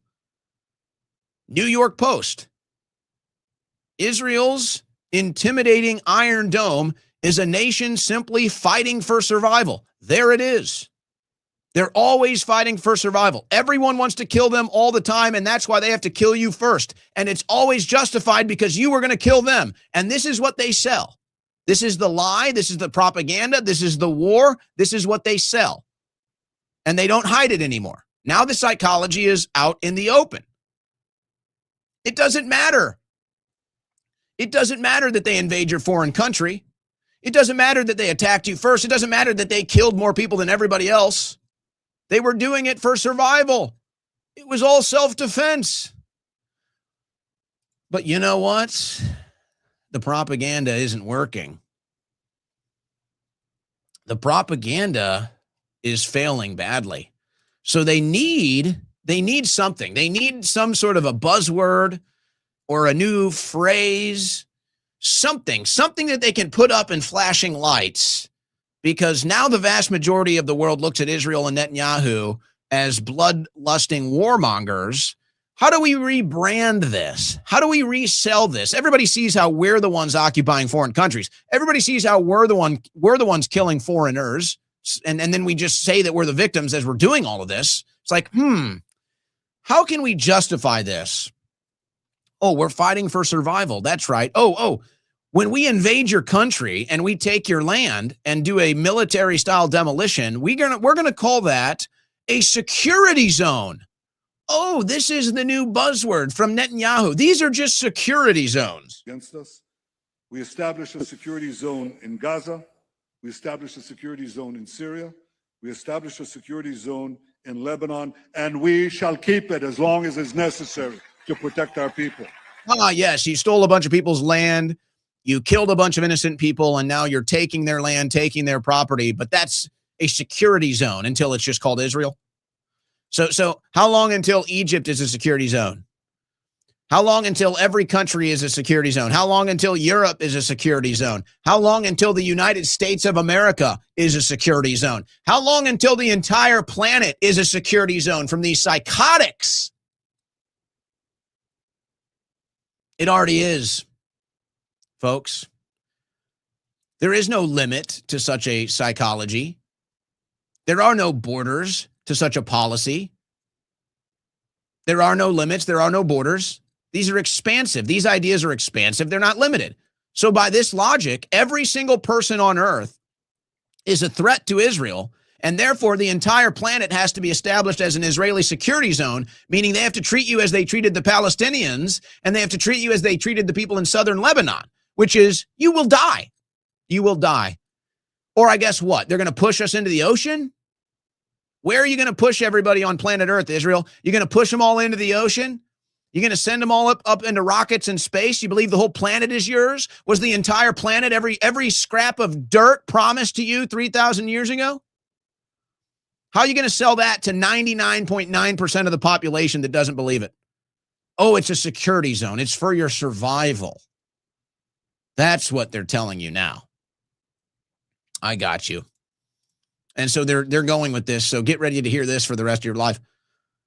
This is Israel Katz, Minister of Defense. He says, yes, this is a security zone. Israel has no intention of withdrawing, which is an integral part of the security zone in Lebanon. Yes, the security zone. You guys just kill millions of people, take their land, and it's a security zone. Got you. Now we know how it works. Thank you for that. Thank you for that. Yes, Mark Levin, I'm not going to play it, but he was speaking at this same event. Go figure. He should stay there. He should stay there. And the attacks on Tucker Carlson continue. Pamela Geller, she's been around forever, pro-Israel. She's a big pro-Israel, has a foreign flag in her name even. That's how pro-America she is. She represents foreign flag. Tucker says he is officially done supporting the Republican Party. Purging the GOP of its fringe neo-Nazis is a good thing. Bye, effer. There it is. Again, calling you a Nazi because they want somebody to kill you. The woke left calls you a Nazi because they want somebody to kill you. The woke right calls you a Nazi because they want somebody to kill you. Yep. We've identified all of them now. And Tucker's monologue nails it, by the way. I've already said it here before, so I'm not going to play it. But he's right. He's right. And this is why so many people now that are younger generation conservatives, younger generation Republicans, they may still be on the right as far as policy is concerned. They may still be on the right-wing conservative issues.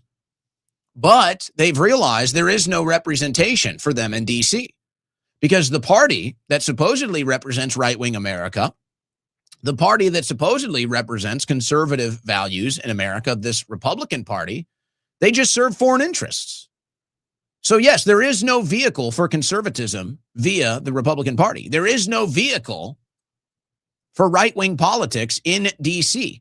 There's the Democrat Party, and then there's the Republican Party, which represents foreign interests. So people have reached this conclusion, and they're just saying, well, what's the point?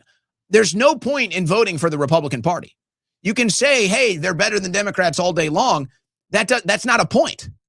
I'm sorry. That is not a point to vote Republican because the Republicans offer you nothing. The Democrats offer a vehicle. Now, the vehicle might not take you where you want to go.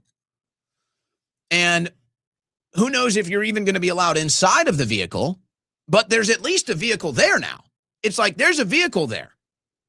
And if you're a left-winger or a liberal or a progressive or now anti-war or anti-data center, or hell, nobody believes that they mean it, but even anti-corruption people are going to vote Democrat now because of this administration.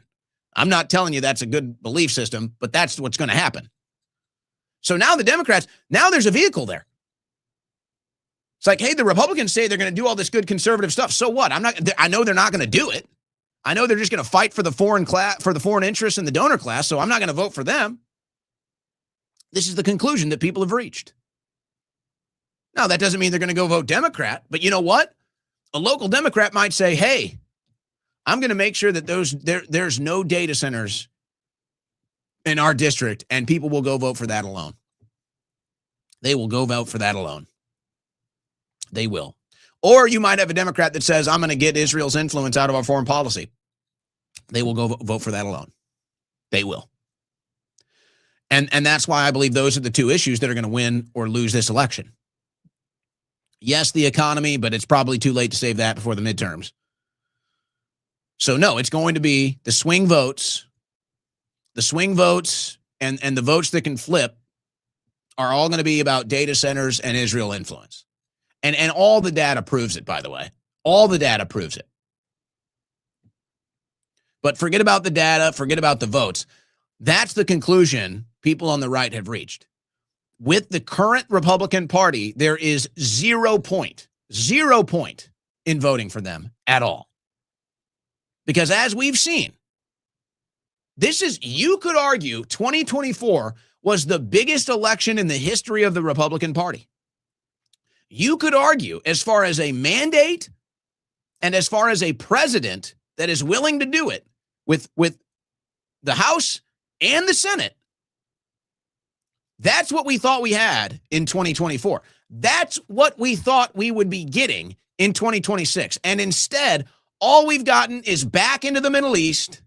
Gas prices are up, cost of living is up, and Israel influence up one side and down the other, and we're all sick and damn tired of it. So that's what you get. So we just did it. We voted for the Republicans. We gave them all the power they need in D.C. And what did they do? They used all of it for the foreign interests and all of it to get us in another war. Why would I go vote for that again? Because they're not Democrats. That means nothing. That literally has no value anymore. None. And if you don't realize that, you're so far behind and you just have no clue what's going on. If you really think this, yeah, but they're not Democrats. If you think that's changing anyone's mind, you're just a fool. You're just a fool. All the data tells you the two swing issues that are likely going to determine the next two elections are Israel's influence and AI surveillance state data centers. These are the two issues. And the Republicans are pro-Israel and pro-data center. How do you think this is going to go? Don't tell me they're not Democrats. Don't tell me how crazy the Democrats are. The Republicans just sold us out to a foreign country. Okay? We all just saw it. Everybody just witnessed it. It's been one of the biggest betrayals we've seen in the history of this country. Sorry, vote for us because we're not Democrats. We're just foreign agents. Not moving the needle. Not going to win an election. And the latest data is out here from Pew Research. 2026, 84% of young Democrats oppose Israel. 57% of young Republicans oppose Israel. And 60% of the entire population of America opposes Israel. Now, I hear this all the time. In fact, I heard it this weekend multiple times. I'll read this post. You may be hearing this too from Brett Erickson, but I'm hearing this all the time. 4 months ago, I had neither a positive or negative view of the government of Israel. Jewish people are good. I generally argue that people of faith are more ethically grounded and kind people than those who are not. But now I have a profoundly negative view. And I find many in the Israeli lobby of the United States, as well as the government of Israel, to be some of the most abhorrent and truly evil beings I have ever encountered. Distaste for the Israeli government and the Israeli lobby is not distaste for people who follow the religion of Judaism. Anyone trying to tell you otherwise is either a fool or someone intentionally arguing in bad faith. Now, I think that is a very fair, well-rounded analysis. But as far as the, hey, I never had a negative opinion of Israel and now I view it as an evil, abhorrent nation, that's the major swing. That's what people are seeing. That's what people are experiencing. That's where all the noise is coming from. And then, of course, the response to it. And then, well, I guess they feel they're going to get their way in Iran, guys, I have to say. This tells me they think they're going to get their way in Iran because they're back on the Turkey deal.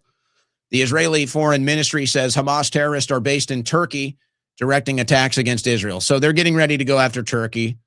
Now, we knew that this was coming. It was obvious that Turkey was the next on Israel's kill list. So AIPAC is out here saying Turkey is now harboring Hamas terrorists. So you know what that means. That means Israel is getting ready to attack Turkey. Now, I feel like the only reason they're doing this now is because they feel they're about to they're going to get their deal done with Iran. I don't see the Israeli lobby and the Israeli Foreign Ministry pivoting to Turkey unless they feel victory in Iran is inevitable. Because they kind of paused on the whole Turkey thing when the Iran situation got out of their hands. When the Iran situation was kind of out of Israel's sphere of influence, they backed off the Turkey thing for a minute. But now they're back on the Turkey narrative, which tells me they think they're about to hammer Iran. Whatever their agenda is with Iran, they think they're about to get it done. And now they're pivoting to Turkey again. So again, guys, this is the big lie. You know, here's the question. If we could actually have honest conversations about this, and we didn't have a bunch of foreign loyalists and foreign agents and bad actors and liars and ignoramuses, quite frankly, in the media, the real discussion we would be having about Israel is what is actually driving this? And, you know, there's frustration when you try to talk about this because the whole Jewish angle just destroys the real conversation, unfortunately. The whole, this is all about Jews on one side or the other. It's all about, hey, Jews are the biggest victims or, hey, Jews are the biggest perpetrators. It's like, because that dominates the conversation, we don't get to have a serious discussion about what is actually driving this. Is it really that Netanyahu just wants to expand the borders? Is this really the Greater Israel Project? Is there something else behind it? Is it the central banks of London? Is it the Rothschilds? Is there something else going on? So we're kind of we have to sit here and absorb all of this. And you've got the noise of the loudest people crying victim over here. And you've got the noise of the other side of that crying over here about the influence. And it's like, what is really going on, though? What is really driving this? Why is it that the whole world, I mean, let's say it like that. Why is it that the whole world is sitting here watching Israel commit whatever you want to call it, a Holocaust, a genocide, mass murder, wanton death and destruction, military demolition, the blood of the innocent? I don't care what defending itself all over the world, whatever. I don't care what label you want to put on it. Why is the world letting it happen? Why aren't we having a serious discussion about this? I don't want to hear about, this side of the Jews, that side of the Jews. No. Hold on. Let's have a serious conversation here. Why is the world allowing Israel to do this? And why is it now so obvious that we can sit here and say, hey, look, they're going after Turkey next. And they say, hey, terrorists are in Turkey. We got to bomb them. It's like, what are we witnessing here? Who's really running this? Who's really running this? Who's really benefiting from this? It all gets watered down by the victimhood over here, the blame game over here. And it's just like, wait, let's just take a pause. What is really going on here? What is the real situation here? And why are we forced to fund it? But it's like, hey, you even try to take the pause and address the question, the name calling starts to come at you. And that's why you can't even have the conversation. Now, this is a crazy clip. Well, I'll tell you what, let's take a short break. The Israeli interests and the Israeli influence in the American media, they're now trying to claim that they have a right to the U.S. military. I kid you not. They are now claiming that the Israeli interests have a right to the U.S. military. There's no way. How could they possibly justify such a thing? Well, I'll show you on the other side. You're listening to the Owen Report on the Win Network.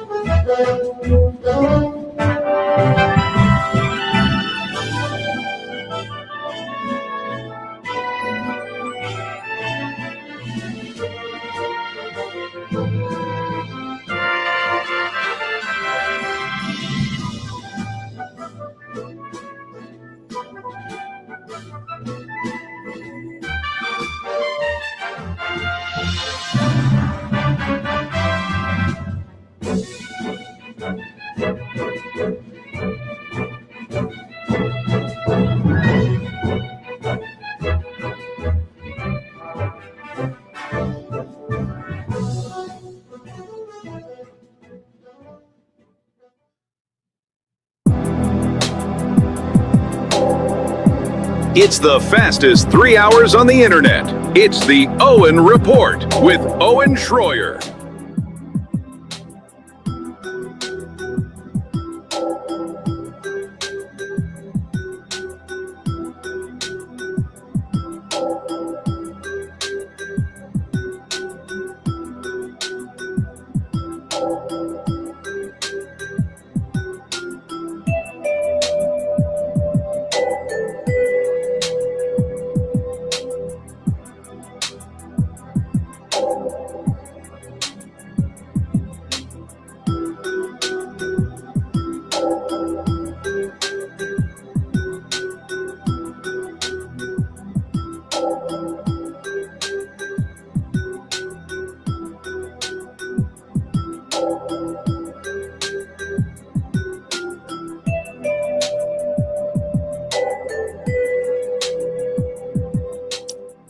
All right, into the final hour here. You know, we got a lot of diversity.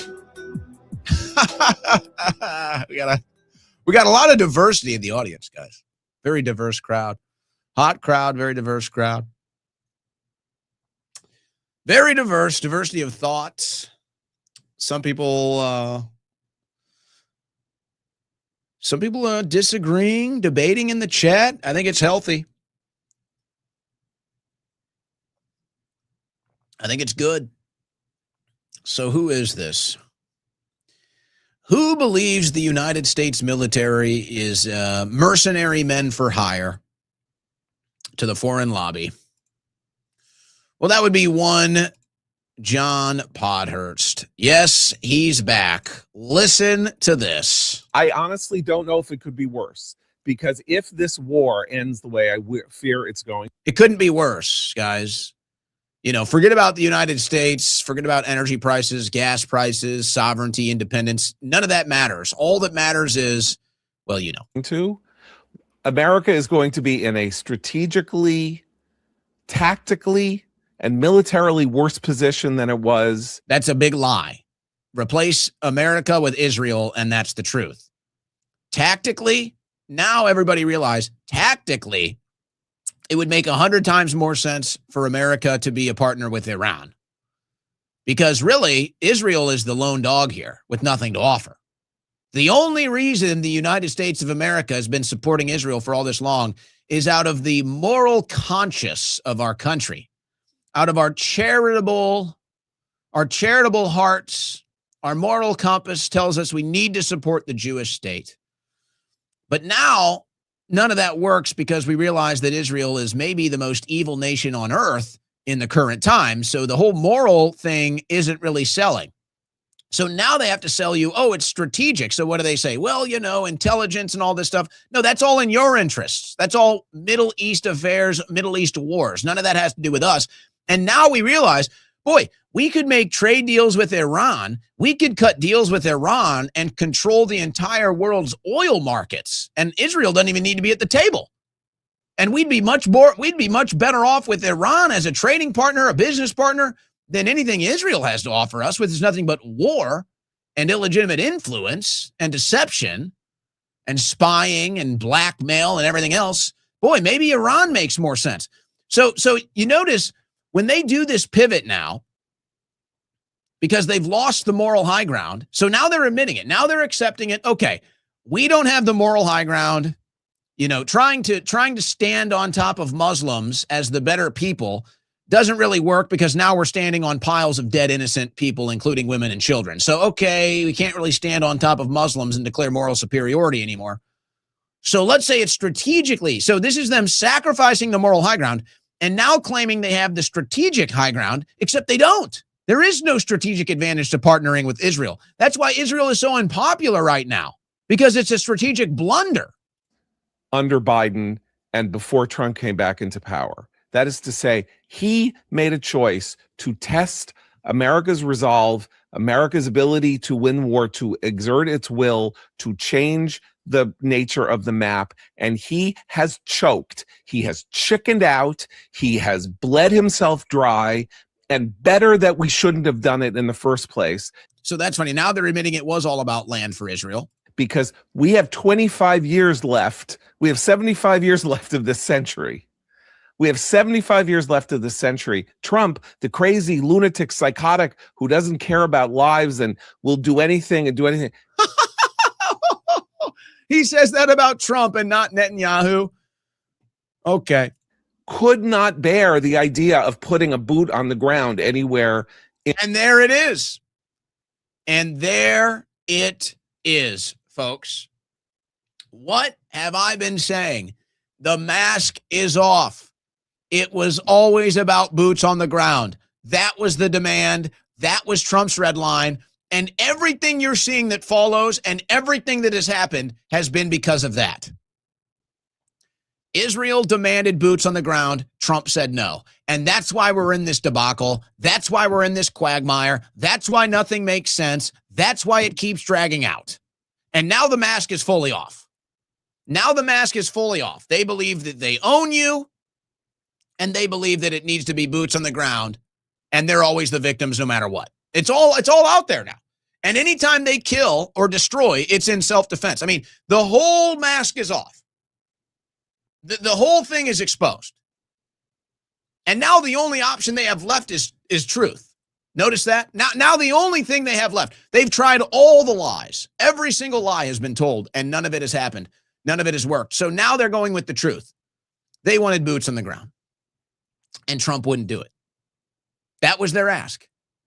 And Trump said, I will do everything I possibly can do for your agenda in the Middle East, except put boots on the ground. That is the one thing I won't do.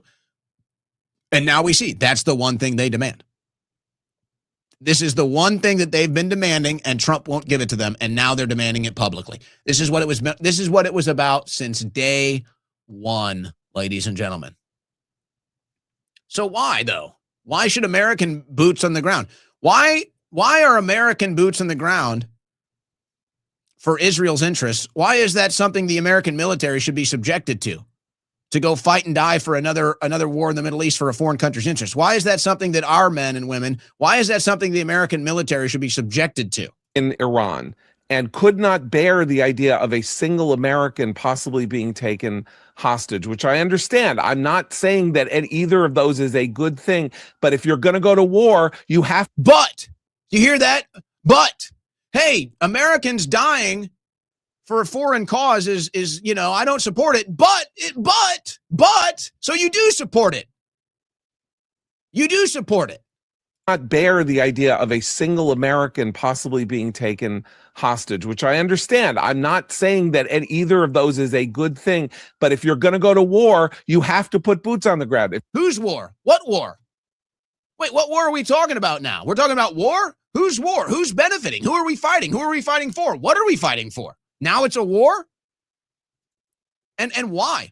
Why is the American military subject to this war? Boots on the ground. If you're going to go to war, you have to understand that there are sacrifices that not only is the military, which is a volunteer military, everyone in the military has volunteered to put their lives on the line for their country. And there it is. But their country isn't Israel. You pig, you monster, you foreign operative.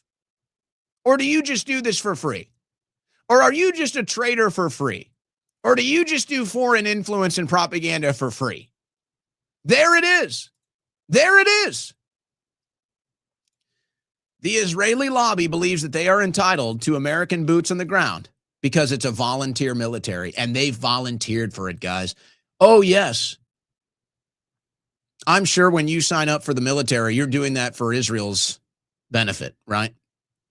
In fact, that's why the American military is less than 1% Jewish, I think. It's like 1% Jewish.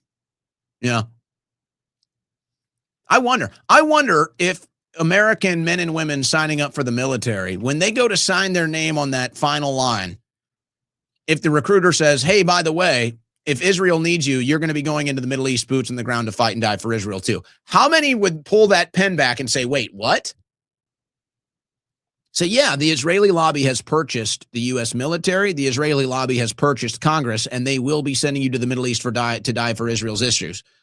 Please sign on the dotted line.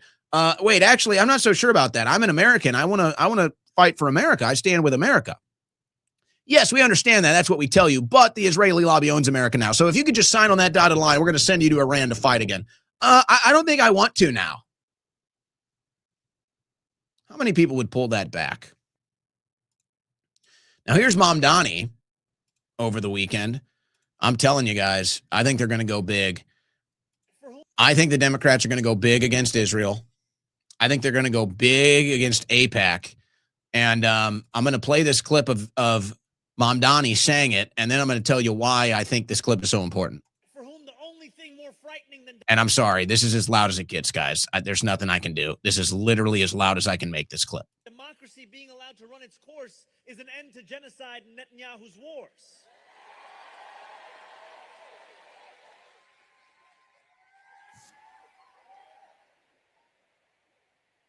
They move millions in dark money to accomplish a single goal: to preserve their power so that they can turn us against one another, instead of our leaders turning towards the moral change we all know to be necessary.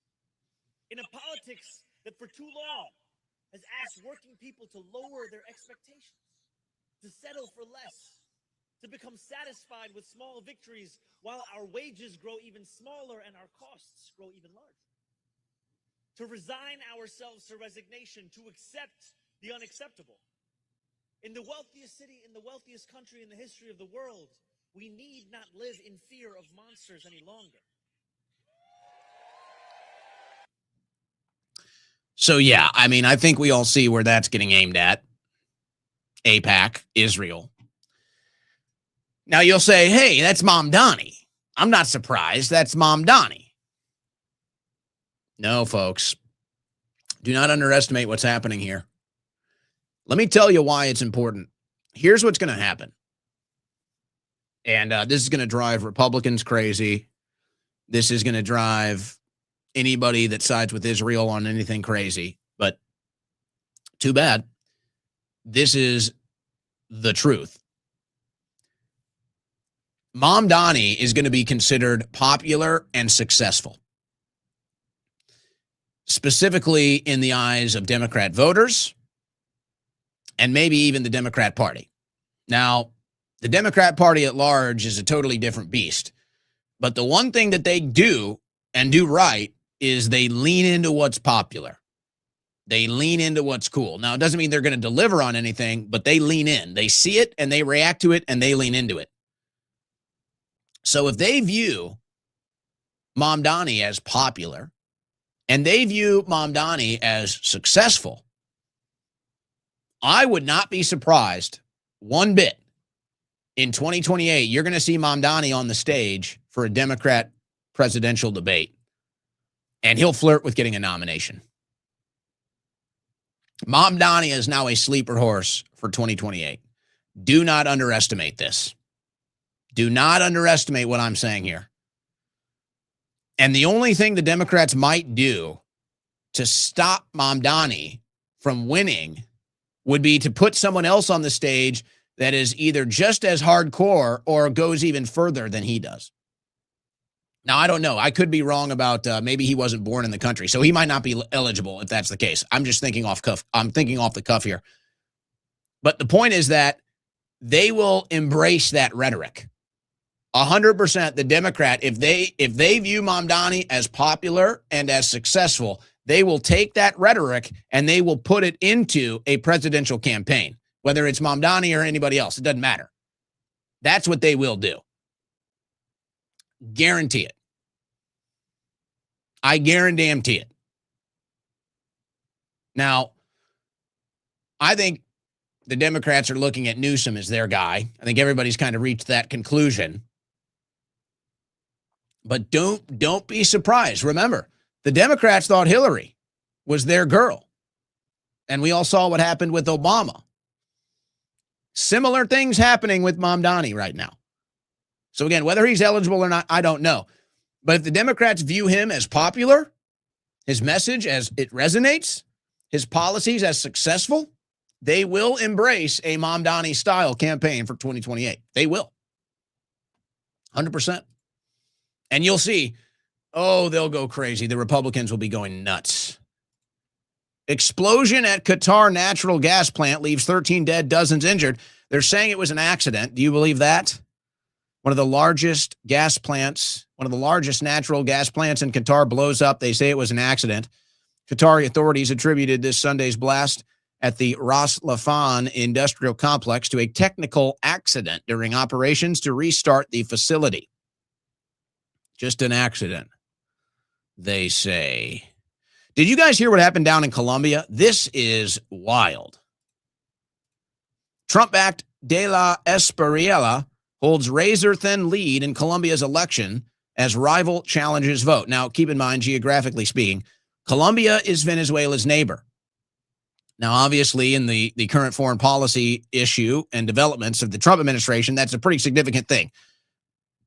As we have captured the former president of Venezuela. He is in our capture. And so we're obviously manipulating Venezuela politics to a very, very extreme degree at this point. And now it looks like we're going to be manipulating Colombia politics as well. Whether this is legitimate in an election victory or not, this seems to be the case. So this is a major strategic influence over the region now that the Trump administration, or perhaps maybe better to say, the people that fund and run the Trump administration, which we wonder now, but maybe there is a connection here. Jerusalem Post today, outgoing Colombian president claims Israel fixed elections after losing to right-wing candidate. Outgoing Colombian President Gustavo Petro lost to Abelardo de la Espriella, who has proposed a crackdown on crime and to end peace talks with armed groups and a boost to Colombia's oil and gas. Yeah, it looks like this is another Trump getting involved in the oil and gas. And then, anytime Israel can get to the table and get influence, they're going to bum rush that too. I'm not sure which came first. I think both are happening. Now, this was the official message from Petro, where he accuses Israel of rigging the election. I warned that the software of Bautista Brothers was vulnerable according to the 2018 Council of State ruling, and that it should be replaced with public software. So here we have, nobody trusts election machines. Why are we still using them? I timely requested an expert audit of the Bautista Brothers software, and the registrar did not allow it. Today, we have evidence of a change in IP addresses of several servers of the National Registry.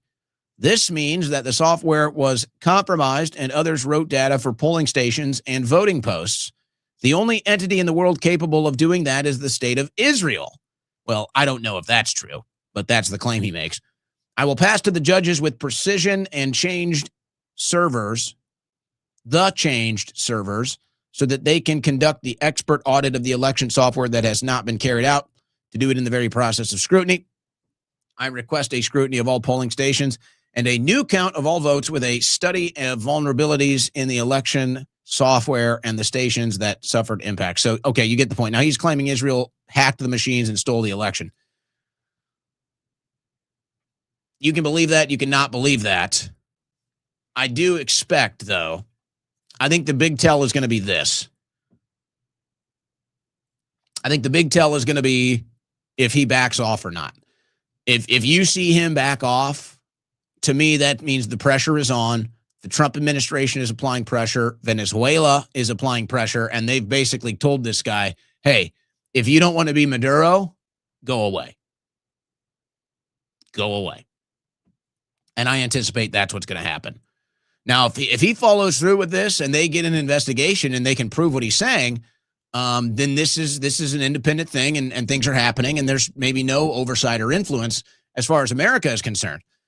But my guess is no. My guess is, now I don't know if it was stolen or not, but my guess is this is very much an American interest. This is very much an Israeli interest. Oh, yeah. It's not a coincidence that this is Venezuela's neighbor, folks. No. So I think he's going to get to a point here, and maybe he gets close to proving something, and the call is going to come down. And the call is going to be very loud and clear. Hey, listen, unless you want to be in a cell next to Maduro, step away. It's that simple. Unless you want to be Maduro's cellmate, just go ahead and walk away. And I anticipate that's exactly how this is going to go down, by the way. But we'll see. We'll keep an eye on that for you. Scott Bessent doesn't like Zelensky, apparently. That's good. According to a new book, U.S. Treasury Secretary Scott Bessent urged President Trump not to host Ukrainian President Zelensky in the Oval Office. Bessent allegedly called Zelensky a little fucker, a special needs child, and Mr. Bean on crack.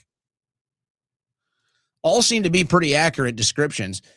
And he was just seeing it. Yeah, well, he gets out of his vehicle and it looks like the 1980s in Miami, if you catch my drift, where it doesn't snow, but they like to ski.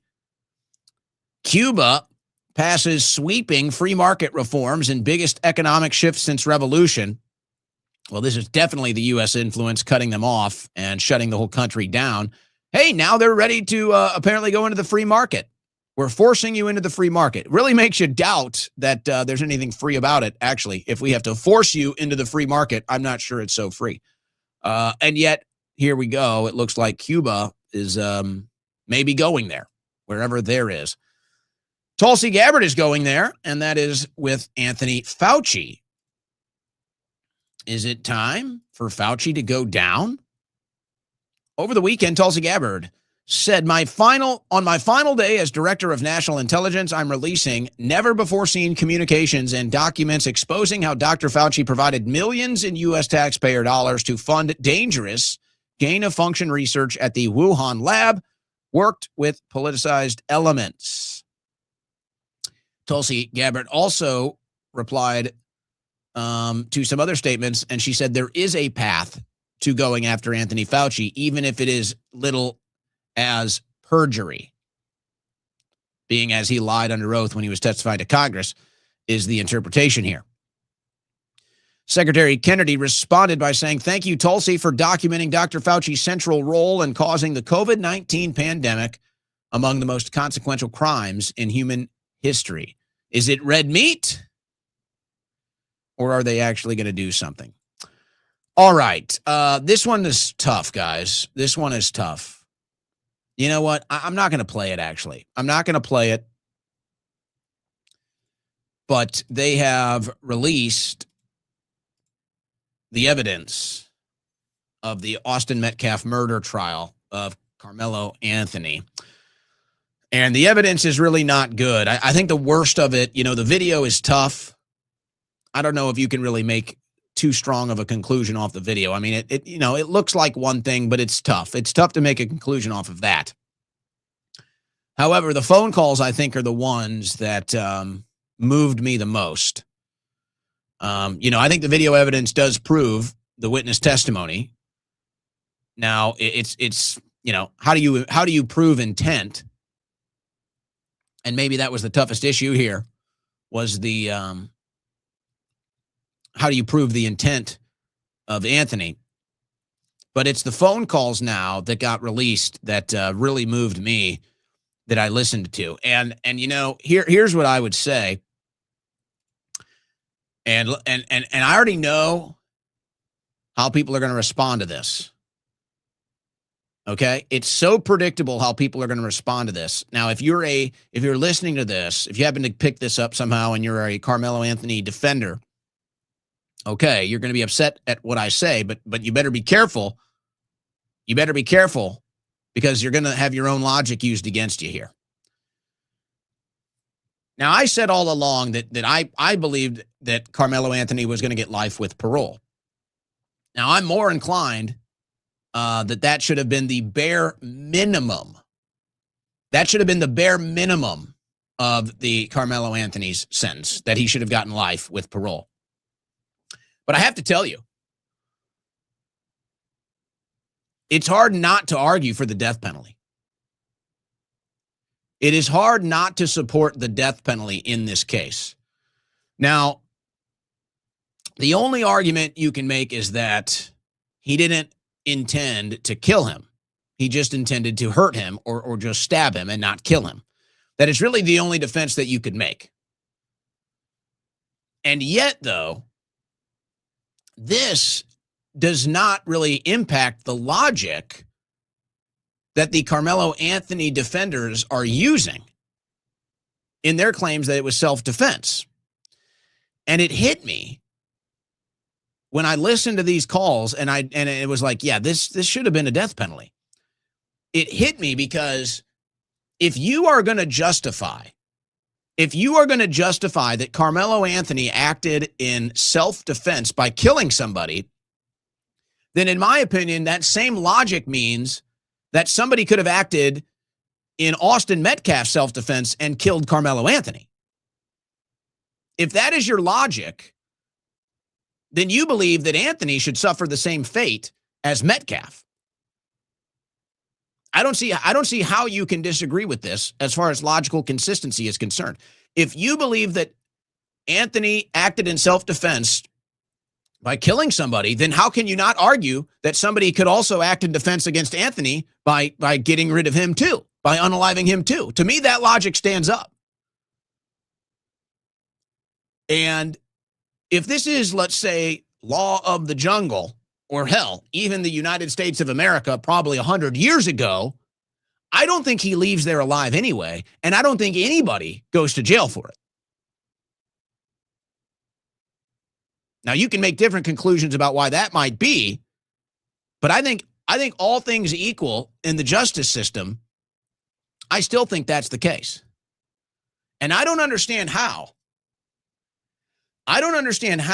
you can argue that Anthony is justified, but then not argue that it would have been justified for somebody to do the exact same thing to Anthony that he did to Austin Metcalf. If that's your argument that he was justified, then somebody would have been justified doing that to him too. Now, do you really believe that? Of course not. This is where their entire logic would fall apart, and their entire perspective of the situation would do a complete 180, and they would argue the opposite of what they just argued. I can't believe he only got 35 years. In fact, it's such a miscarriage of justice, it's almost grotesque, to be honest. It's almost grotesque. But it is what it is. There's a miscarriage of justice every day in this country. Unfortunately, this one just happened to be highlighted because of the implications of the case. But it's crazy. And I guess if you could, I don't know, if you could argue anything to try to save Metcalf's life, it's learn the art of de-escalation. It might save your life. And I've said that for years, by the way. I believe I've even posted that to X multiple times. Sounds a little crazy, but it's true. Learn the art of de-escalation. It might just save your life. It really might.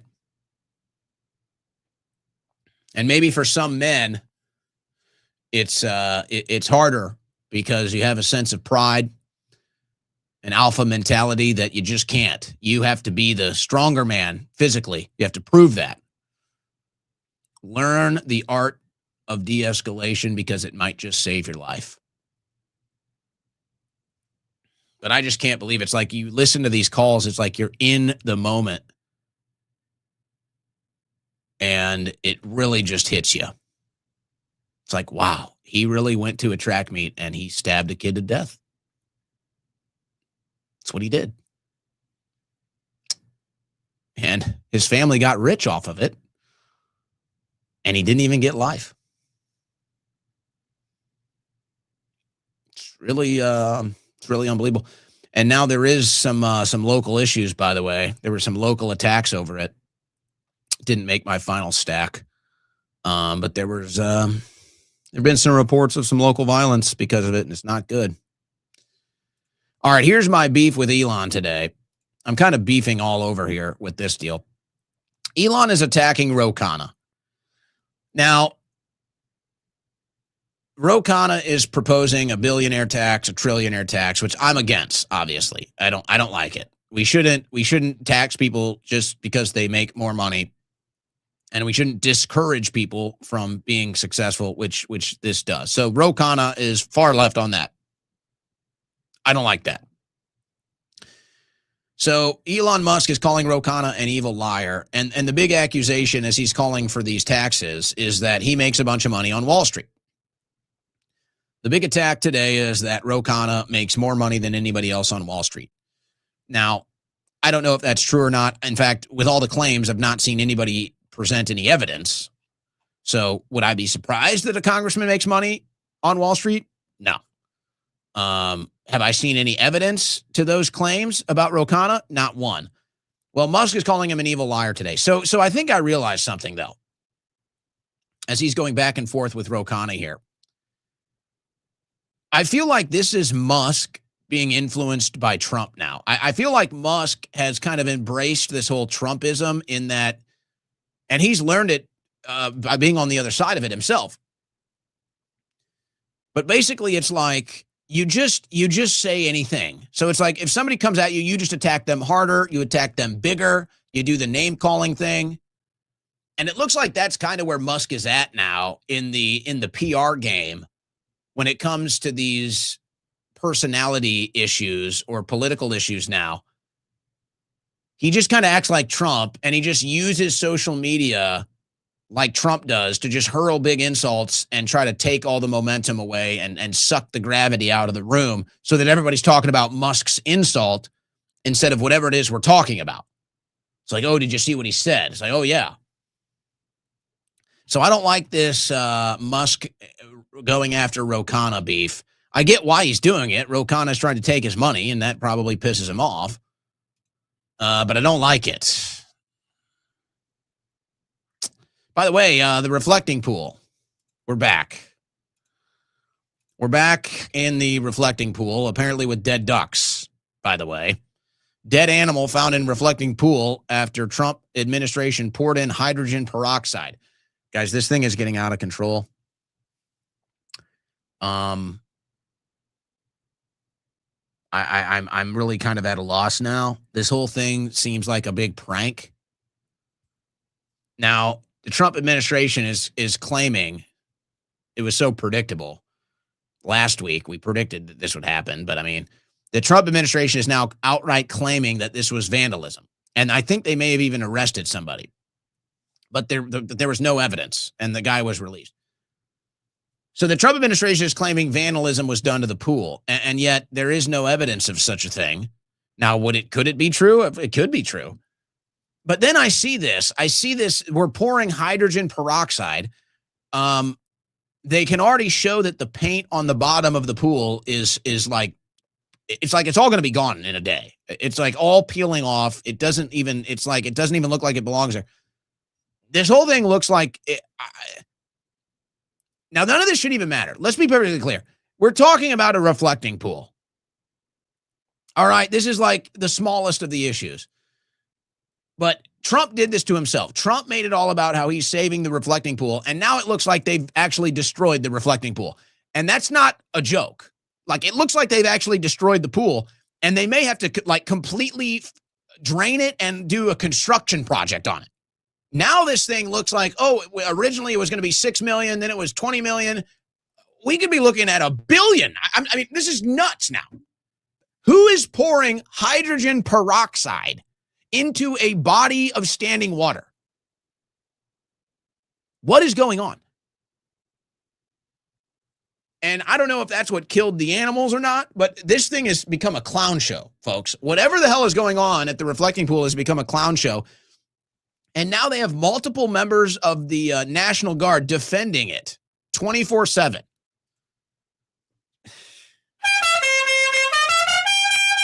Okay. Anthropic's powerful Mythos AI reportedly breached almost all NSA classified systems within a few hours during Red Team test. Report sheds more light on the United States government's sudden ban on the flagship models. Access to Fable 5 and Mythos 5 barred for foreign nationals immediately following security evaluation. Yikes. And that's like considered a drill. So who knows where AI really is? Who knows? It's probably in a ditch somewhere if it's driving your car. Video captures Waymo stuck in high water amid flooding in Dallas. Waymo recently issued a software recall of about 3,900 robo-taxis after some went into freeway construction zones. So Waymos are driving into ponds that, it's from flooding. Waymos are driving into flooding. Waymos are driving into construction zones. Not good. They're calling it a software glitch. Oh, yeah, we just drove into the water. Oh, yeah. Drove into a construction zone. Luckily, nobody got killed. You hit a construction worker, you're doing time. Waymo recalls thousands of robotaxis due to software glitch. It's a software glitch. These things just aren't ready. And that's okay. If we want to do the tech, we're going to try it. But it's just, someone is going to get seriously hurt. Oh, wait, it already happened. Tesla driver using autopilot crashes into home, killing a woman, officials say. The driver told investigators he was using the vehicle's automated driver system when the vehicle left the roadway and crashed into a house in Harris County, Texas. Whoa. A driver in a Tesla vehicle that was engaged in automated driver assistance mode crashed into a house in Texas on Friday night and killed a woman inside. The driver, Michael Butler, was in a Tesla Model 3 about 8 p.m. local time and operating the car with an automated driving assistance system. The Harris County Sheriff's Office said in a statement on Saturday. The crash happened in Katy, Texas, about 30 miles west of Houston in Harris County. Mr. Butler failed to drive in a single lane, left the roadway, and struck the residents, authorities said. The Tesla entered through the brick residence, a brick wall. The Tesla went through a brick wall at a high rate of speed and struck Martha Avila, who was inside, was taken to a medical facility in a helicopter and later pronounced dead. So to me, this is a huge story. I have to tell you. To me, this is a big story because what we're talking about here is the future. Whether we like it or not, this is where it's going. All of civilization is going to be automated, folks. We might hate it. We can try to fight it even, and I guess stave it off, but this is where it's going. It's going to be automated. It's going to be robotics. And this is kind of why Trump is out there talking about quantum today, because quite frankly, you can't get there without quantum computing. So it's like you got all of these different pieces and you're trying to figure out what needs to be done first. And as I was always saying, they have to get quantum first.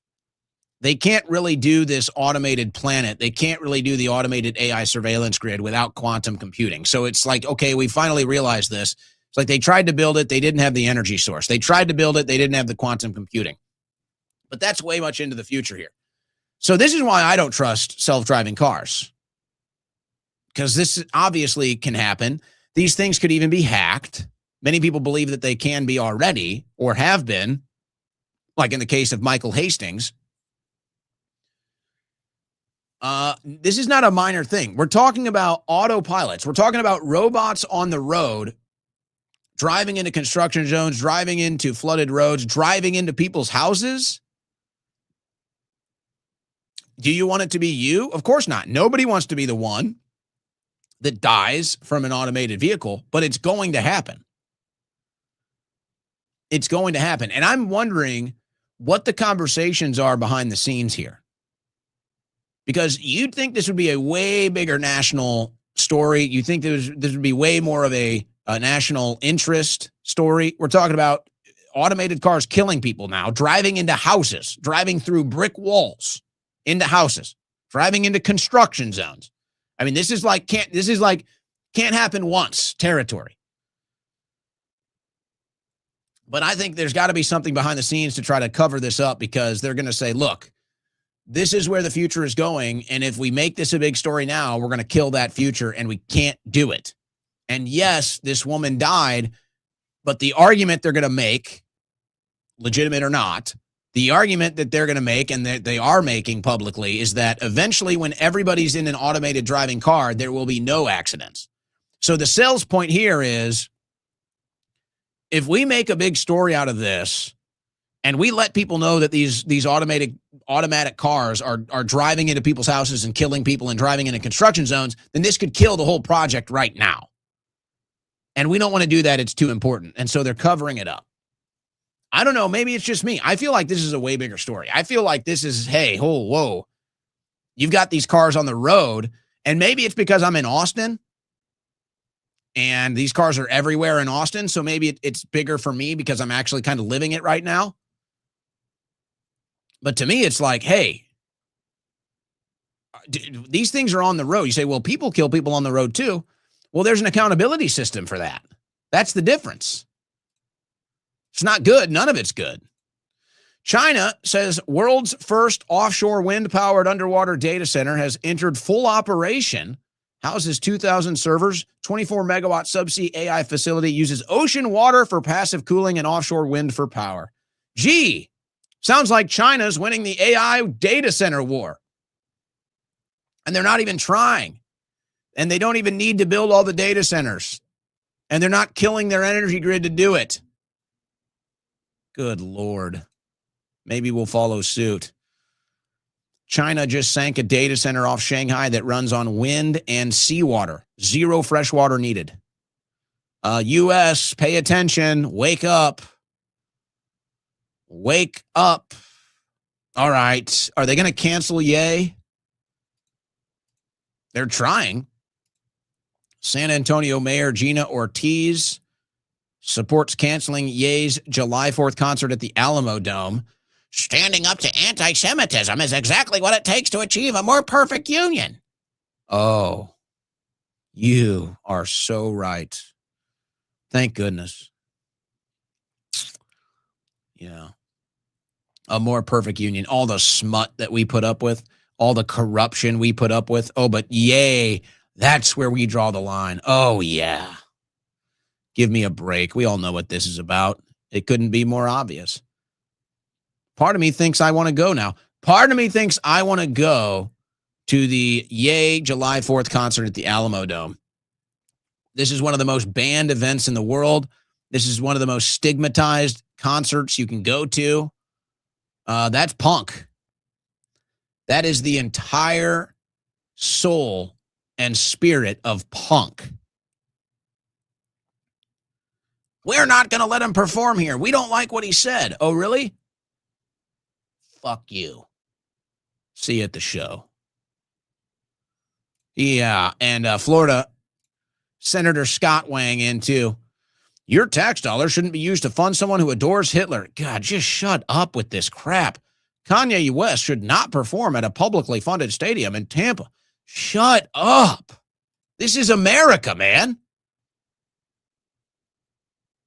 What happened to the spirit of free speech, whether you like it or not? Pathetic. Oh, that's right. You're all controlled by the Israeli lobby. I'm sorry. I thought this was a free speech thing. This was a foreign interest thing. This was a you're a slave to the foreign money thing. My bad. So in the UK, they signed a law recently where you have to be 16 years old to use social media. Maybe you like it, maybe you don't. You got to be 16 years old to use social media in the UK. But you only need to be 11 years old to get puberty blockers. As Catherine Burbalasing, I'm going to just go Miss Snuffy, she calls herself. Age 11, feel free to block puberty, but whatever you do, don't go on social media until you're 16. In Quebec, you are not allowed to declaw cats, but you can go to a doctor and have them chop off your dinghy and put it on your forehead and call you a unicorn. Kinda, right? It's kind of like that. It's not exactly. It's all right. Let's slop it up. Slop it up before we go to our super chats today. All right, gamers, listen up. Maybe the first big news in gaming since really the Switch launched, I would say. That was the first thing that kind of revolutionized gaming was the Switch. Now it's kind of just normalized. Steam. Now, Steam is an online gaming service. Many of you that play games are probably aware of this, but for those that aren't, it's basically a giant internet kind of gaming service, gaming app even, where you can play a bunch of classics and new games. Very big library, very expansive. Steam Machine finally launches as Valve reveals $1,049 starting price. Now, it sounds crazy, that starting price for a video game console, which is essentially kind of how they're pitching this, is a video game console. But it's basically like a video game supercomputer that you can just, play in your living room is how they're selling it. I expect this to do well, and I feel like this could change the entire gaming industry, quite frankly, because it's so crazy how you can basically do whatever you want with emulators. And obviously all the gaming companies know this, maybe Steam most intimately, since they kind of mimic emulators the most. It's like, why aren't the big names like Sony and Microsoft and Nintendo, why aren't they tapping into that emulator economy and just putting it on their consoles? Because now that Steam is about to enter this, and you're going to be competing with Steam. Maybe not right now because of the price point. I think most other consoles are about half the price. This is going to force their hand. I feel like this is going to force the hands of Microsoft and Sony and Nintendo to try to catch up with Steam now, because they're about to blow this whole thing wide open. And now all of these weird deals where it's like you can't get this on a platform, you can't get that game, or you can't get this sports game, or you can't get, this sports brand or this manufacturer. It's like they have all these weird things. Steam is about to blow all of those walls down. Steam is about to completely demolish all of these walls between the consoles. And I think it's going to force the consoles to get into the emulation game and say, okay, fine. You can now get a new Xbox and play every old Xbox game that you want. They have to do it. Now I think it's inevitable, which will be a good thing, by the way. FIFA, FIFA's crazy about how strict they are. They don't let you have any brand names on anything that's not FIFA endorsed. So Gillette Stadium, they can't have Gillette Stadium on the side. So Gillette covered up the Gillette logo with a big pile of shaving cream. That's funny. Good marketing there. Good marketing. And, I started the show with this. I'll kind of end it with this. You may have seen there was a young South Korean soccer fan here, and I guess she kind of does like LARPing or cosplay, I think. So she's in she's in like this cat outfit. She calls herself Eno Cat. So she's at the World Cup game in her little cat outfit, and she shoots videos. And some guy behind her is making fun of her, doing the Asian eyes joke, with the squinty eyes. And she captures it on video. And the guy, the Mexican that did that on her video ended up being a government official. So the Mexican government apologized. They bring her out here. I find it funny. She's in the whole outfit. She's got her cat ears and like the face paint and everything when she goes and she does these meetings. I think that's like a Japanese thing. I was like, what? Why are you in your face paint outfit? I guess that's a Japanese thing. So, what was so amazing to me at the World Cup, it was so overwhelming, even to a certain degree. Here you are. I was in Houston on Saturday at the Sweden-Netherlands game. And so here you are in Houston, and I'm surrounded by tens of thousands of people. The attendance was 70,000. Packed house, great time. By the way, the Swedish and the Dutch were singing the Star Spangled Banner to start. They were singing our national anthem to start. So that's cool. It was just the whole thing was great. But I'm sitting there in a stadium, tens of thousands of people from all over the world, people being represented from all over the world.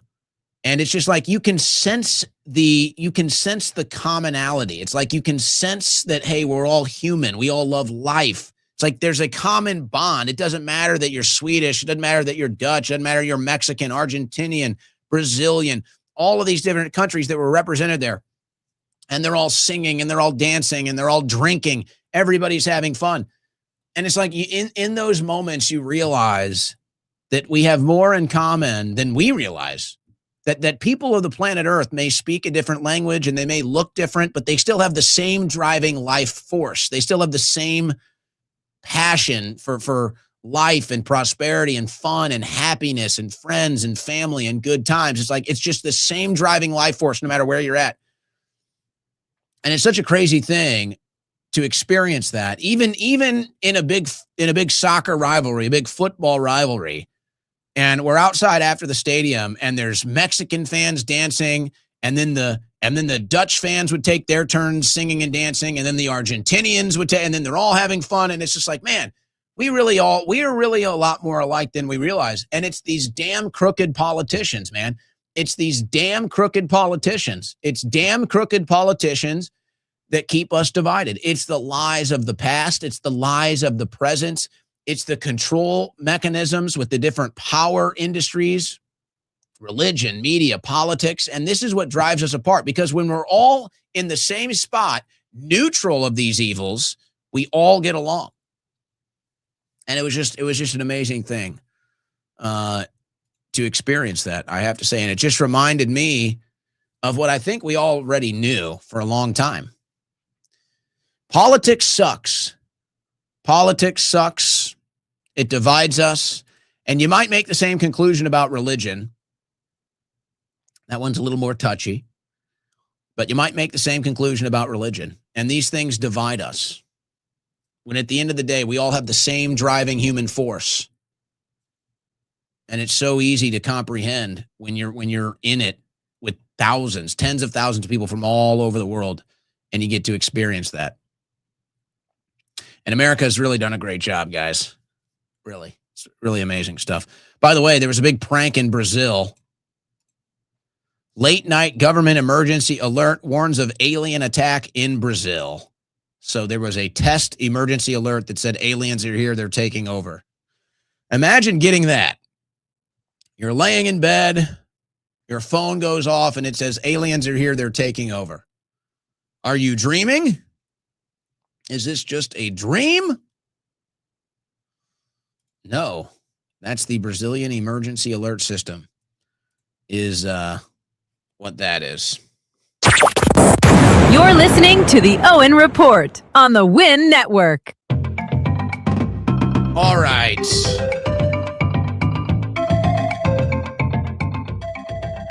We need a little bonus time. A little bonus time today to get to your super chats. So we're going to do that now. Bonus time, extra time today, brought to you by Crash Out Energy, the official energy drink of the Owen Report, formulated and used by me. Get yours today at crashout.energy. Let's go to our super chats. Leading us off today, Dust Vault. Peace, Keir Starmer, massive win for closed borders. Are you sure? Are we sure? Let's wait and see what really happens. Billy Cardano.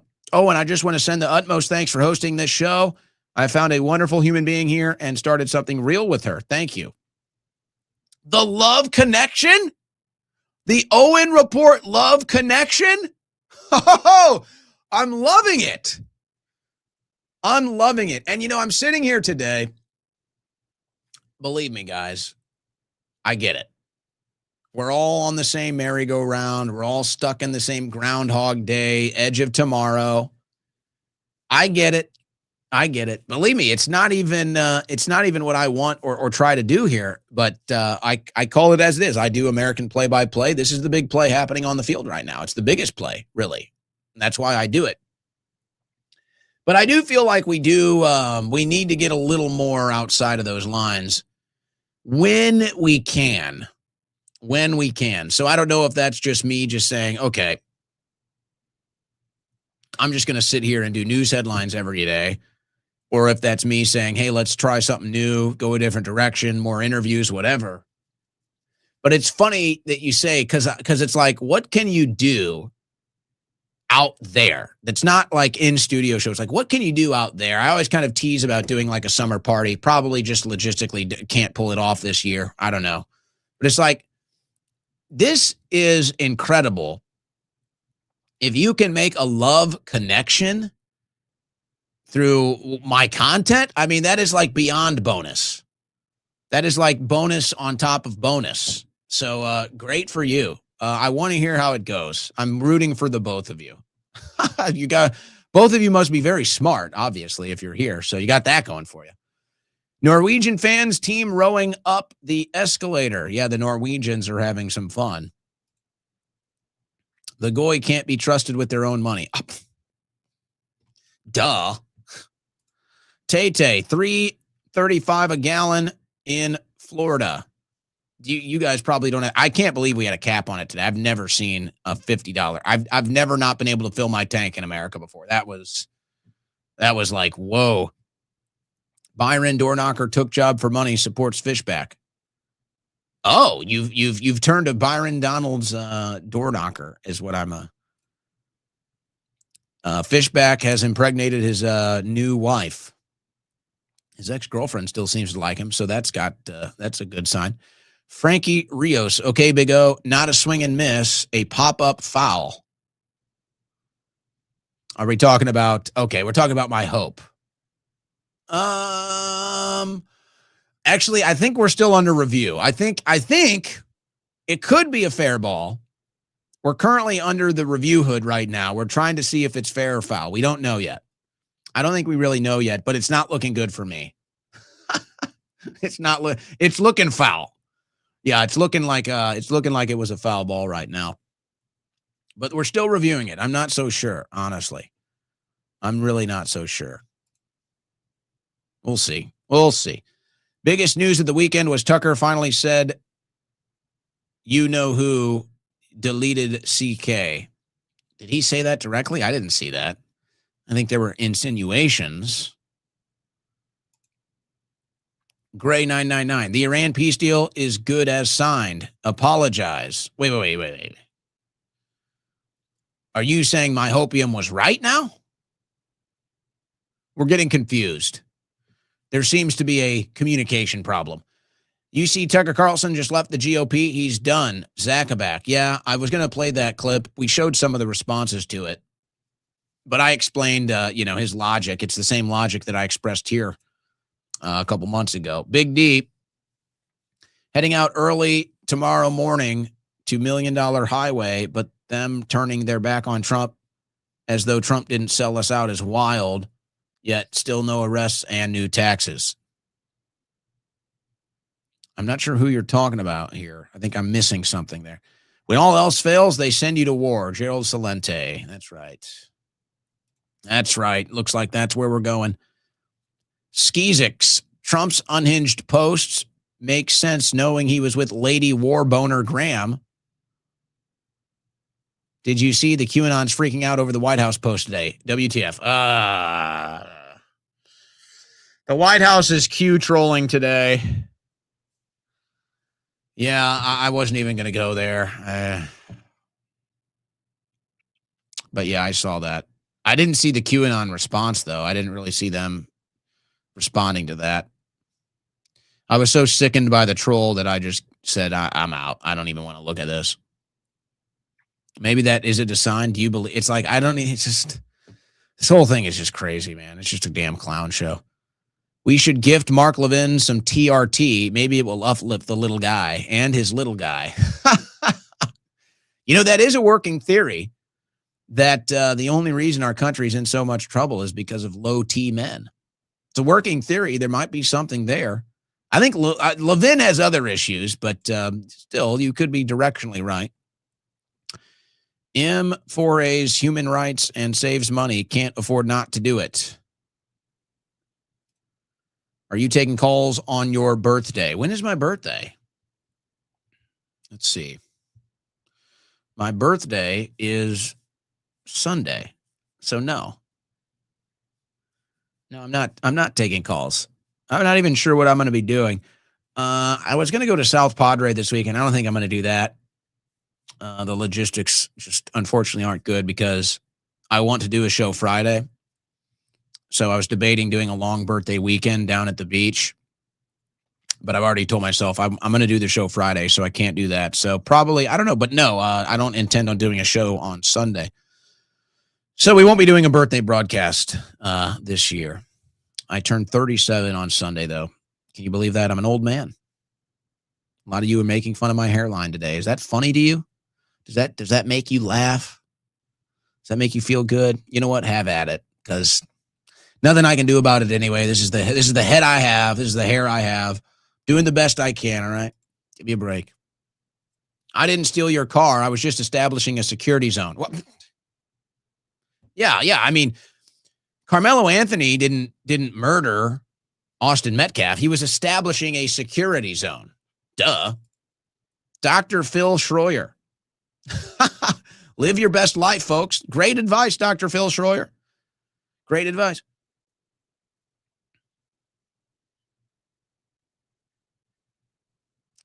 I'm trying to figure out what that acronym is. I'm aging myself again. Oh, I know now. Okay. Yeah. All right. The Protocols of the Learned Elders of Zion. Woofy. They told us Tucker was irrelevant. You'd think the world ended today with Tucker's announcement. Not so irrelevant, I guess. What are the odds he runs?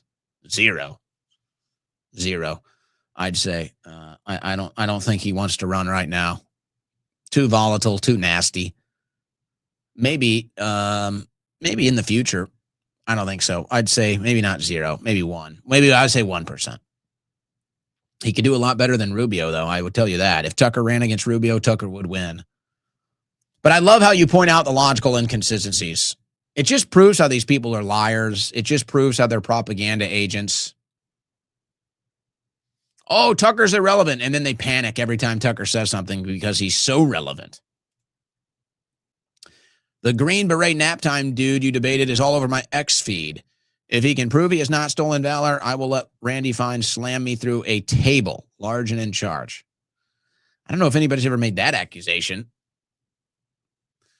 But I would suggest muting if you're sick of that. That'd be my suggestion. JM Dog Patriot. When will you have Buckley Carlson on? Would love that collab. I've been in talks with Buckley. I don't know if we'll do a collab or not. We've talked, we've touched base before. It certainly could happen.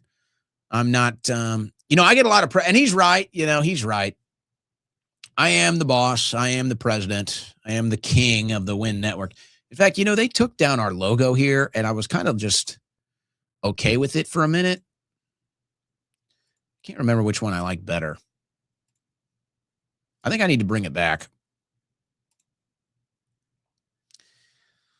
I think I'm going to bring it back. Maybe a little smaller. What do you guys think? I'm just running through all these different ones. No, that's an older one. That one's no good. This is the original one right here. Maybe we'll go back to that. No, I think we go with this one.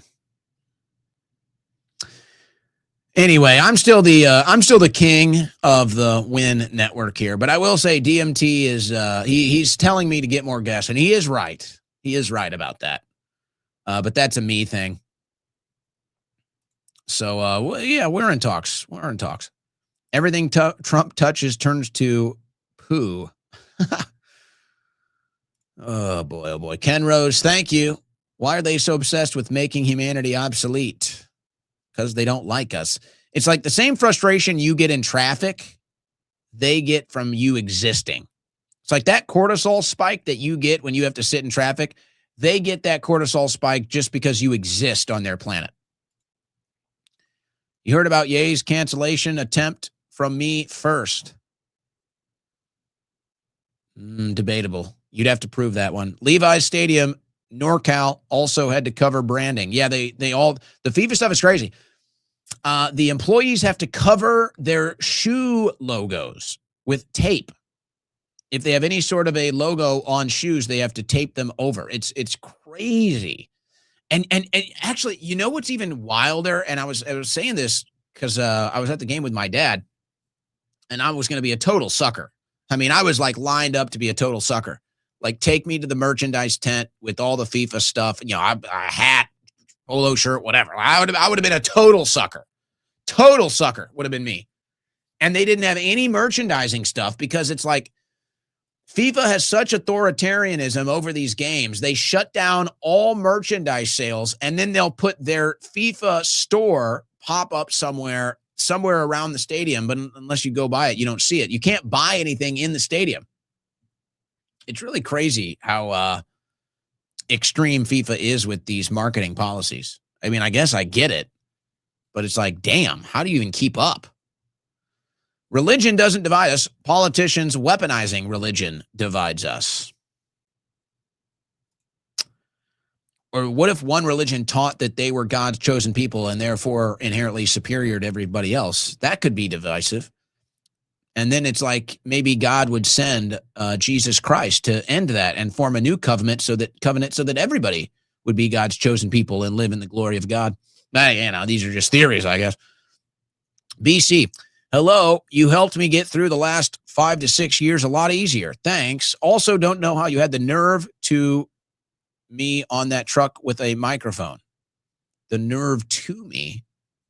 I feel like we're missing a word here. Well, thank you for the kind words. I appreciate that. It's nice to have you in the audience every day. Thank you for spending your time here. That means a lot. We had some fun on that truck. I'm not sure exactly what you're saying, but we did have some fun. Palmetto Hawk, loving World Cup teams, fans, sportsmanship, and USA hospitality. Such a huge success. Anthony Bourdain smiling posthumously on sharing food cultures. Yeah, well, the American food culture we share with you, and you take about 5 to 10 pounds of it back with you home. And hopefully not like diabetes or a chronic illness. What does Malibu rum taste? How the beach smells, though. Guys, what are we doing in the super chats? Let's clean it up. All right, we're getting choppy today. We're getting choppy. We're getting lazy. We got grammatical errors. We're missing words. Like, what is this, guys? Come on. We need to clean this up. We can do better than this. Why does Malibu taste how the beach smells, though? I don't know. Probably because that's a good thing. Dropped a penny. If there's a draft, will you sign my rifle? I guess I would be honored. Why? Are you going to be getting drafted? What does that mean? Let's hope nobody here gets drafted. Little Saigon. Tucker, I'm not going to be intimidated. 30 seconds. TCN channel on YouTube says directly, CK was headed for his views on a certain Middle Eastern country. All right. Directly. Okay. Big Don, correction. They turn on Trump, but Trump turned on us. Got you. Honestly, the heel turn from Trump is so ridiculous. It's still hard to even believe. It's so outrageous. That's why the Q thing becomes more curious, actually. Now they're trolling. Now they're trolling Q posting. Mego Von Villand, I turned 43 June 9th. No whining. Huh. Am I whining? I never whine. Nobody ever says I whine. Probably like people complain I whine too much. You truly no F's given after 40. At least you're not flaccid like Micro Mark. Be grateful. Mego, you don't know that, I hope. But that seems it would be an issue. June birthdays are the best, are they not? June is the best month of the year. No doubt about it. NBA, Carmelo Anthony, another victim in this. Yeah. Especially since every time Carmelo Anthony had a stab at a championship, he couldn't make the kill shot. Not bad. That's not bad. That's not a bad turn of phrase right there. Maybe inappropriate, but hey, screw you. It's bonus hour. Drebe, you didn't plug Crash Out today, boss. Bonus hour brought to you by Crash Out. You know, I try to do, honestly, look, I'm going to tell you this. I am actually a failure. And this is just true. I am a failure at the lack of marketing I do for Crash Out. Dead serious. I should be plugging Crash Out probably 2-3 times a day. I should be posting about it on social media every day. But I'm like, I just want the product to speak for itself. And I just hope that people that want to support me will give it a try. They'll believe in it. If they like energy drinks, they'll switch to it. And I just don't like to be the person that's just like a TV salesman or an infomercial guy all the time. It's like, hey, we got to find the show. We try to balance funding the show, and our sponsors are great. And really, for a 3+ hour show, this show probably has the least amount of ads online. If you can find a 3-hour plus show with less ads than the Owen Report, then, good for you. But it's like, yeah, you're doing me a favor. I should be plugging every day. I should be trying to sell more. Just my driving force isn't like that. I don't know. I'm not driven by money. As long as things are good, everybody's happy. The show is going the right direction. I'm content, which is probably not the best way to approach it. But we did plug it. This is the Crash Out bonus hour. So we did plug Crash Out Energy. Why did you ignore Wifey Friday? I didn't ignore you. You couldn't make a call. You couldn't get in. That's not on me. Who is amazed? Anyone that supports FIFA is knowingly part of the anti-American agenda. I guess you're calling me that. You're saying that about me because I went to the World Cup. I didn't buy any merchandise, so I got that going for me. Is that a defense? My post about Malibu was grammatically correct, though. Well, but let's see. Do you want me to do this? Because your M is not capitalized. Do you know how to spell about? Malibu is not capitalized, and though is spelled incorrectly, no period behind it. So there you go. All right, Big Don closing us out. I can't feel fake rage from them turning on Trump when he turned our entire country. And look up $1 Million Highway. That's where I'm riding. And then Yellowstone. Are you talking about all the foreign loyalists that turned on Trump because he won't do their bidding for them? Is that what you're talking about? I mean, what a thing to witness, though. It's probably a good thing that we witnessed all of this, because this is all about the future. And, I believe as long as we have something left from this administration, that there's still hope that we can fix this country the way that we believe we can, and finally tap into the potential that we all know this country has, the unrealized potential. But we're gonna have to get through this wild 4 years, and I got a feeling we haven't even seen the. I don't think we've seen the craziest of it, to be honest. I don't think we've seen the craziest years of this Trump administration, unfortunately. We thought this would be nothing but pro-America, victory all the time. And, yeah. Here talking about the damn Middle East every day. All right, that's going to do it for a Monday transmission. Thanks to everybody for tuning in, folks. Please remember, give us a follow on YouTube. Give us a follow on YouTube. Follow the Owen Report on YouTube. It's basically the one place where we can grow right now. X has me just in a lockdown. Rumble is great. But, you pretty much tap into the Rumble audience. It is what it is. But we're growing there, guys. We're growing on YouTube. So please give us a follow there. Owen Report on YouTube. We will take a 20-and-a-half-hour break today. 20-and-a-half-hour break. We'll do it same time, same channel tomorrow. God bless. Godspeed.